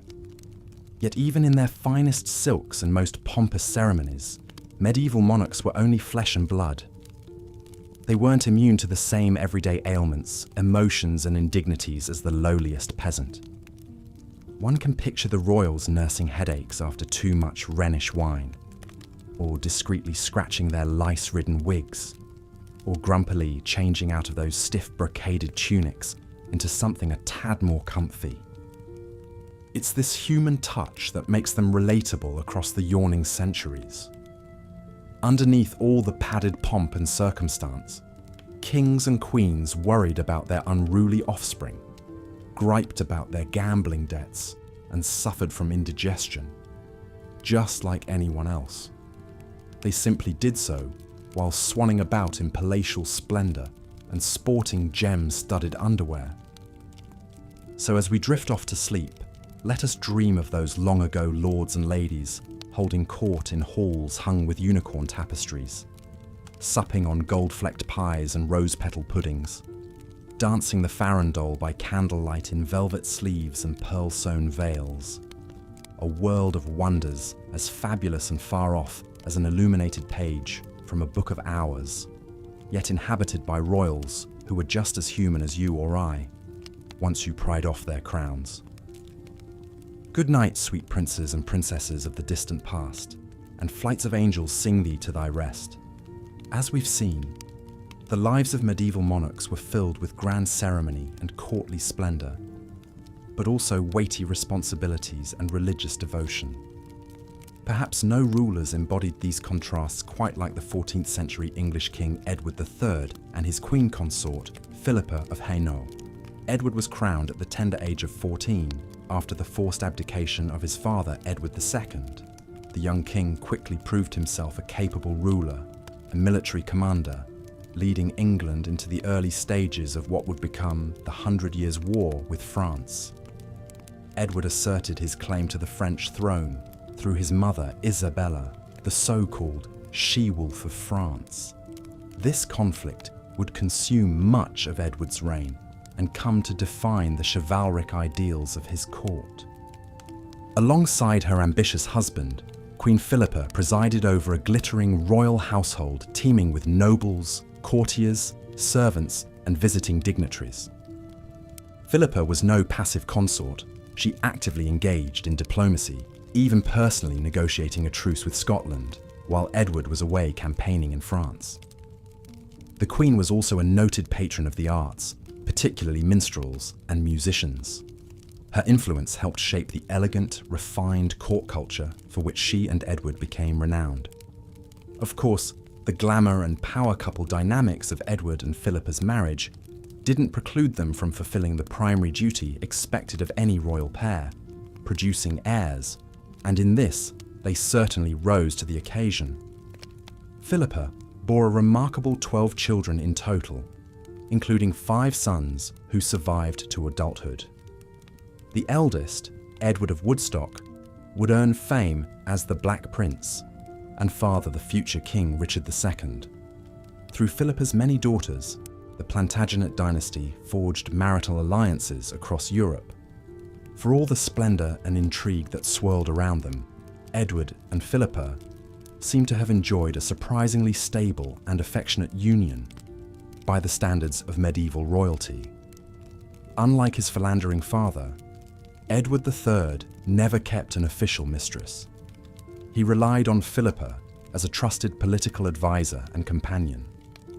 According to some accounts, as the Queen lay on her deathbed, the grief-stricken Edward dutifully held her hand for several days until she passed.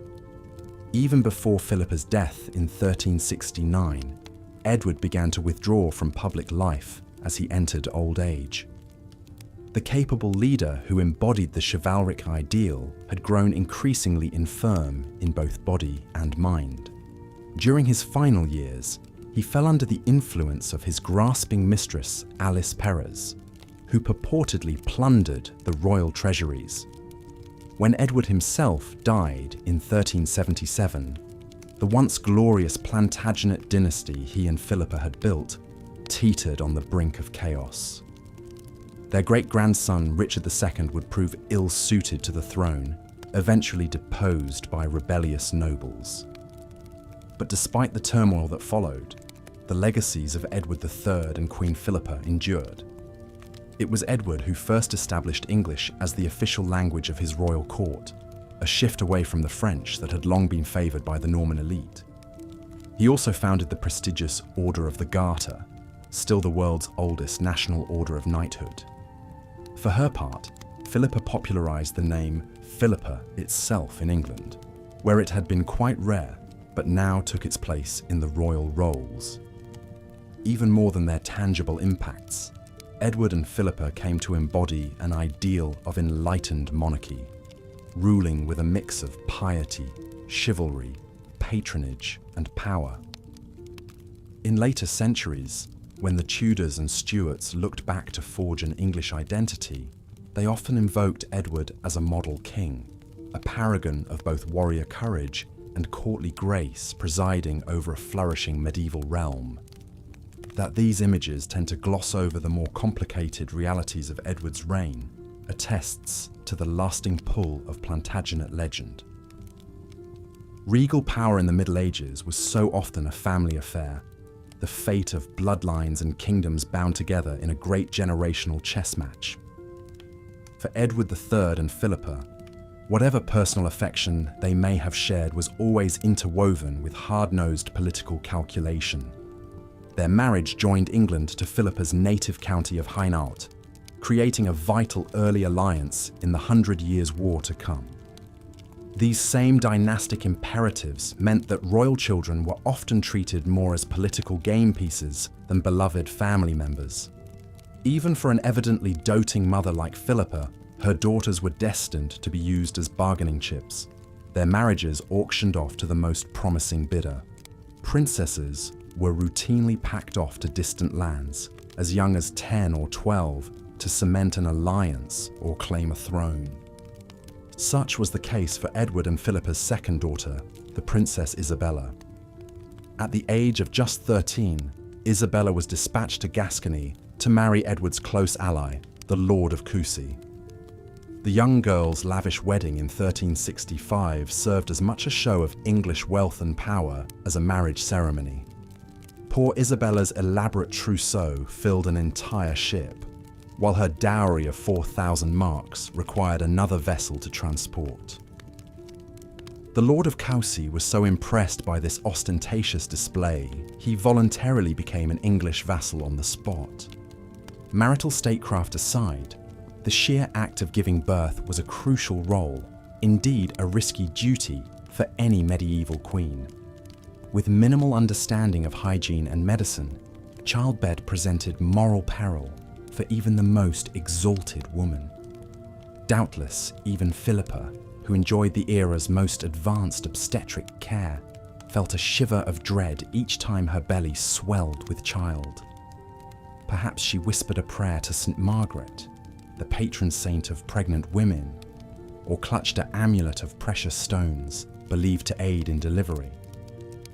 Of course, as with so many aspects of medieval life, royal births were witnessed by many and imbued with great political significance. When her time drew near, Philippa would take her chamber, retiring with her ladies to await labour in a darkened room sealed tightly against evil humours. As soon as a new prince or princess issued forth, bells pealed and bonfires blazed to celebrate another successful act of dynastic continuity, and a beaming Edward would dispatch riders to spread news of his expanded brood to all corners of the realm. For royal and peasant alike, children were the keys to power, whether that meant an heir to carry on a royal lineage, or simply extra hands to work the land. But even the most illustrious bloodlines must someday end. Edward III outlived both his beloved queen and his eldest son, the famed Black Prince. He died a dribbling shell of his former self, the realm he'd once commanded, already slipping into discord. There's a certain poetic symmetry to the fact that Edward was ultimately succeeded by his young grandson, Richard II, who was himself deposed and probably murdered. In the end, even the mightiest medieval monarch was made of the same breakable flesh and blood as the lowliest serf. The royal crown was always a heavy burden to bear, even when lined with the softest ermine. Perhaps there's cold comfort to be found in that essential equality. Whatever our station in life, we all grow, strive, scheme, and hurt. We love and we lose. We play our role upon fortune's stage for a brief hour, and then are heard no more. Kings and peasants alike return to the same silent dust from whence we came. And yet, some royal sparkle still catches the eye across the ages. In the heraldic lions stitched on a mouldering banner, or the entwined initials illuminated in a book of hours, in the ghostly chivalry of a poem praising long-dead knights and ladies. The traces linger like the scent of incense in a draughty chapel, or the half-remembered remnants of a dream upon waking. A dream of caparisoned steeds prancing down a tilt yard, of minstrels' melodies echoing in a rushes-strewn hall, of a gentle queen dispensing alms to the poor with a gracious hand. The clamour and pageantry fades into night's blessed hush, while somewhere in the distant darkness, a monarchy endures. As the sun set over the medieval kingdom, the castle grew quiet and still.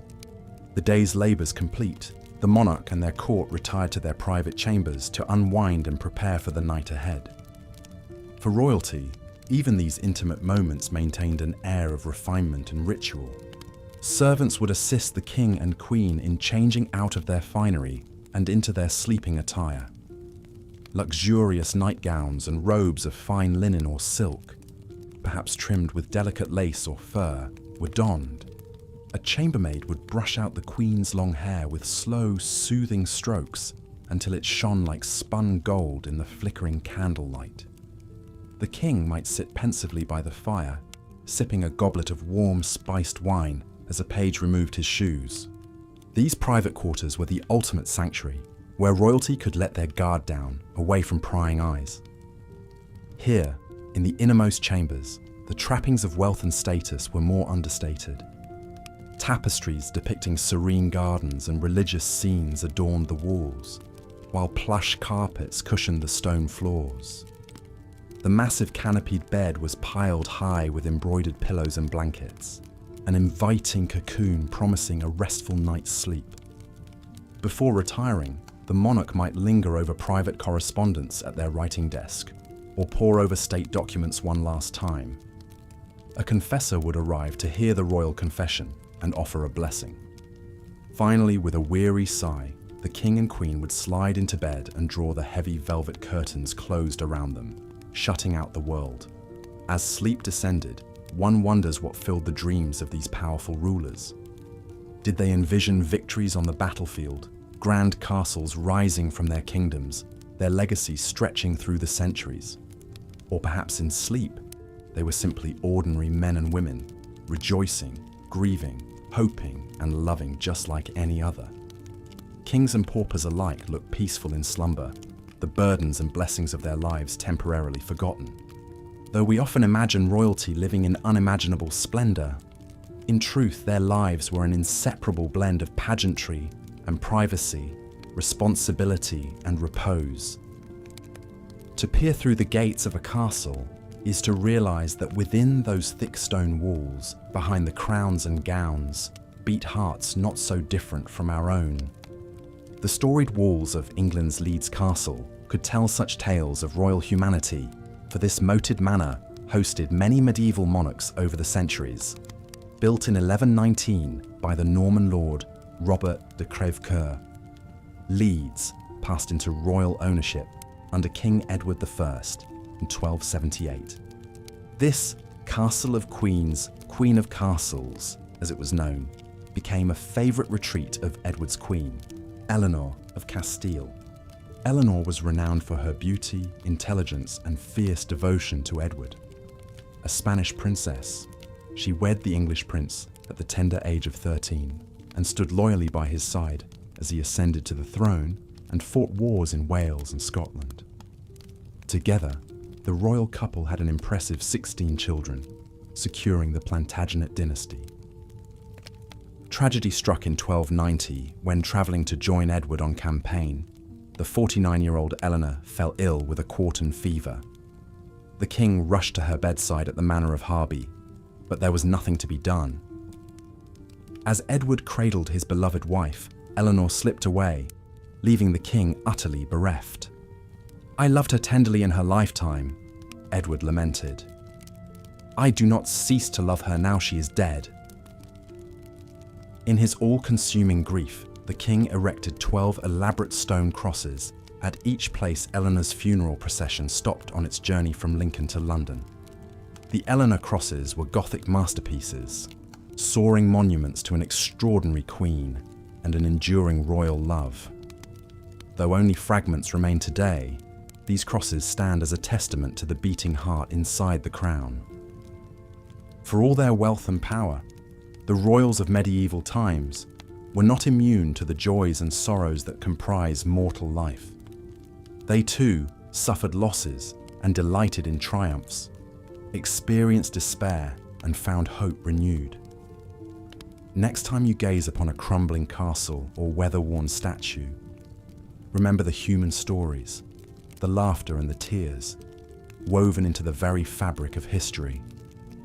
As we wander through the dreamscape of the past, we find connection with our royal predecessors, not in their crowns and castles, but in our common humanity. And so, we bid good night to the kings and queens of old, knowing we share one thing above all, the need for rest at the end of a long day. The candles gutter out, the castle sleeps, and history marches ever onward.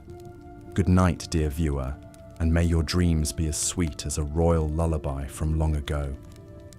As we delve deeper into the lives of royalty during the Middle Ages, it's worth exploring the unique lifestyle they led, one of immense privilege, but also of isolation and expectation. Kings and queens were seen as embodying the highest ideals of nobility, chivalry, and sanctity. They were meant to be exemplars of virtue, piety, and leadership for their subjects to admire and emulate. However, behind the castle walls, monarchs were often more human than the lofty image presented in the history books.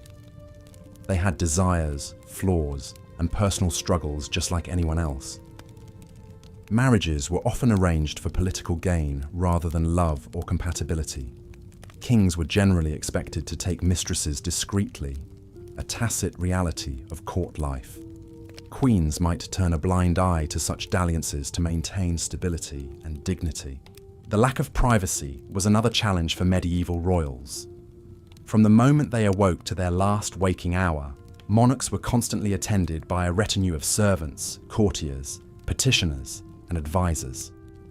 Every move was watched, every decision scrutinized. A ruler's time was rarely their own. They lived in service to their role and the realm. The pressure to project an image of strength, justice, wisdom, and largesse was unrelenting. Perhaps no ruler embodied these tensions more than the 12th century Queen Eleanor of Aquitaine. Born the wealthy heiress to a vast duchy in France, Eleanor first married King Louis VII at age 15. Beautiful, strong-willed, and highly educated, she was more than a typical political pawn. Eleanor even joined Louis on the Second Crusade to the Holy Land, leading her own troops as an Amazonian figure. However, the pious Louis grew resentful of Eleanor's more worldly ways. After 15 years, their marriage was annulled on grounds of consanguinity. But Eleanor's story was just beginning. Within weeks, she wed the young Count Henry Plantagenet, who shortly became King Henry II of England, once Louis's vassal and rival. Eleanor bore Henry 8 children, including the future kings Richard the Lionheart and John Lackland. As Queen of England, Eleanor fashioned herself a cultivated, cunning player on the world's stage. She was the matriarch of the vast Plantagenet Empire, spanning England and much of France. Her court at Poitiers became a centre of courtly love, troubadour culture, and chivalry, the epitome of refined romance. For all her influence and intrigue, Eleanor spent 16 years under house arrest when she supported her sons in a revolt against Henry. Ever resilient, she re-emerged after Henry's death, ruling as regent in Richard's absence. Eleanor's long, tumultuous life showcases the fine line medieval queens had to walk. Though constrained by their gender and role, the most brilliant found ways to carve out agency and influence. They were politicians, patronesses, diplomats, and dynasts, shaping the course of kingdoms, even as they navigated the prescribed boundaries of courtly behaviour. The great Angevin family discord also points to the precarity of even the most powerful royal houses. The privilege of birth was no guarantee of an easy life. Monarchs were beholden to many, to the nobility and gentry whose support they required, to the religious authorities who conferred legitimacy, to the common people who could revolt if pushed too far. Balancing all these interests while trying to impose their own will was a tightrope act. Perhaps that is what makes the royalty of the Middle Ages so enduringly fascinating. These were flawed individuals, shouldering the weighty expectations of their bloodline and station. We can trace the grand arcs of history through their lives, their triumphs and failures, their loves and losses. But we can also find glimmers of more recognizable humanity, parents trying to raise children, couples navigating the complicated dance of arranged intimacy, leaders striving to wield power while keeping their souls. In the final assessment, the royal life was as much of a gilded cage as a pedestal. The lavish trappings of monarchy came with hidden thorns. Every sumptuous feast was underlaid by the spectre of poisoning. Each glorious military campaign risked capture or death far from home. The beautiful ceremonies and rituals masked a life of constant performance. Even a king or queen's bedchamber afforded little true privacy or escape from their duties. So while the pageantry and power of royalty exerts an eternal allure, we might also spare a thought for the human beings beneath the crowns, trapped in the machinations and intrigues that the hands of history had dealt them. Their exalted positions did not inure them from tragedy, heartbreak, or the knowledge that their personal legacies would be the stuff of chronicle and memory for centuries to come. It was a rarefied existence, privileged beyond measure, but also binding and burdensome in its way. As we conclude our journey through the lush, dramatic, but also surprisingly human annals of medieval royalty, one might feel both a sense of distance from and kinship with these storied sovereigns of old. The world they inhabited was in many ways impossibly different from our own, steeped in strange traditions and striking inequities. And yet, when we look past the ermine-trimmed robes and jeweled crowns, we find familiar struggles, hopes, and imperfections. In the end, perhaps that is the most enduring lesson the royals of the Middle Ages can impart from across the centuries, that no matter how high one's station or dire one's circumstances, we all share a common humanity that binds us together. Kings and commoners alike are but players on the great stage of history, each with roles to fulfill before yielding to the next generation in the unending cycle of birth, ambition, striving, and decline. That is the mortal condition. So as we drift off to dream of chivalrous knights and resplendent queens in their towering castles and soaring cathedrals, let us carry with us a kernel of empathy for these impossibly distant and yet strikingly relatable figures. For in the final accounting, we are all united by the same fears and foibles, the same yearning to love and be remembered, to forge meaning and connection in our brief turn upon this earth. And with that, my dear friends, we come to the end of our reverie. If this visit to the realms of medieval royalty has proven a pleasant diversion, perhaps you would do this humble chronicler the kindness of sharing this tale with other curious souls in search of a bedtime yarn. Your interest is the most treasured coin in our storytelling coffers. Until we meet again on some other narrative shore, I bid you the very warmest of goodbyes, and may your own dreams be as sweet as a minstrel's lullaby echoing through the peaceful night air. Fare thee well,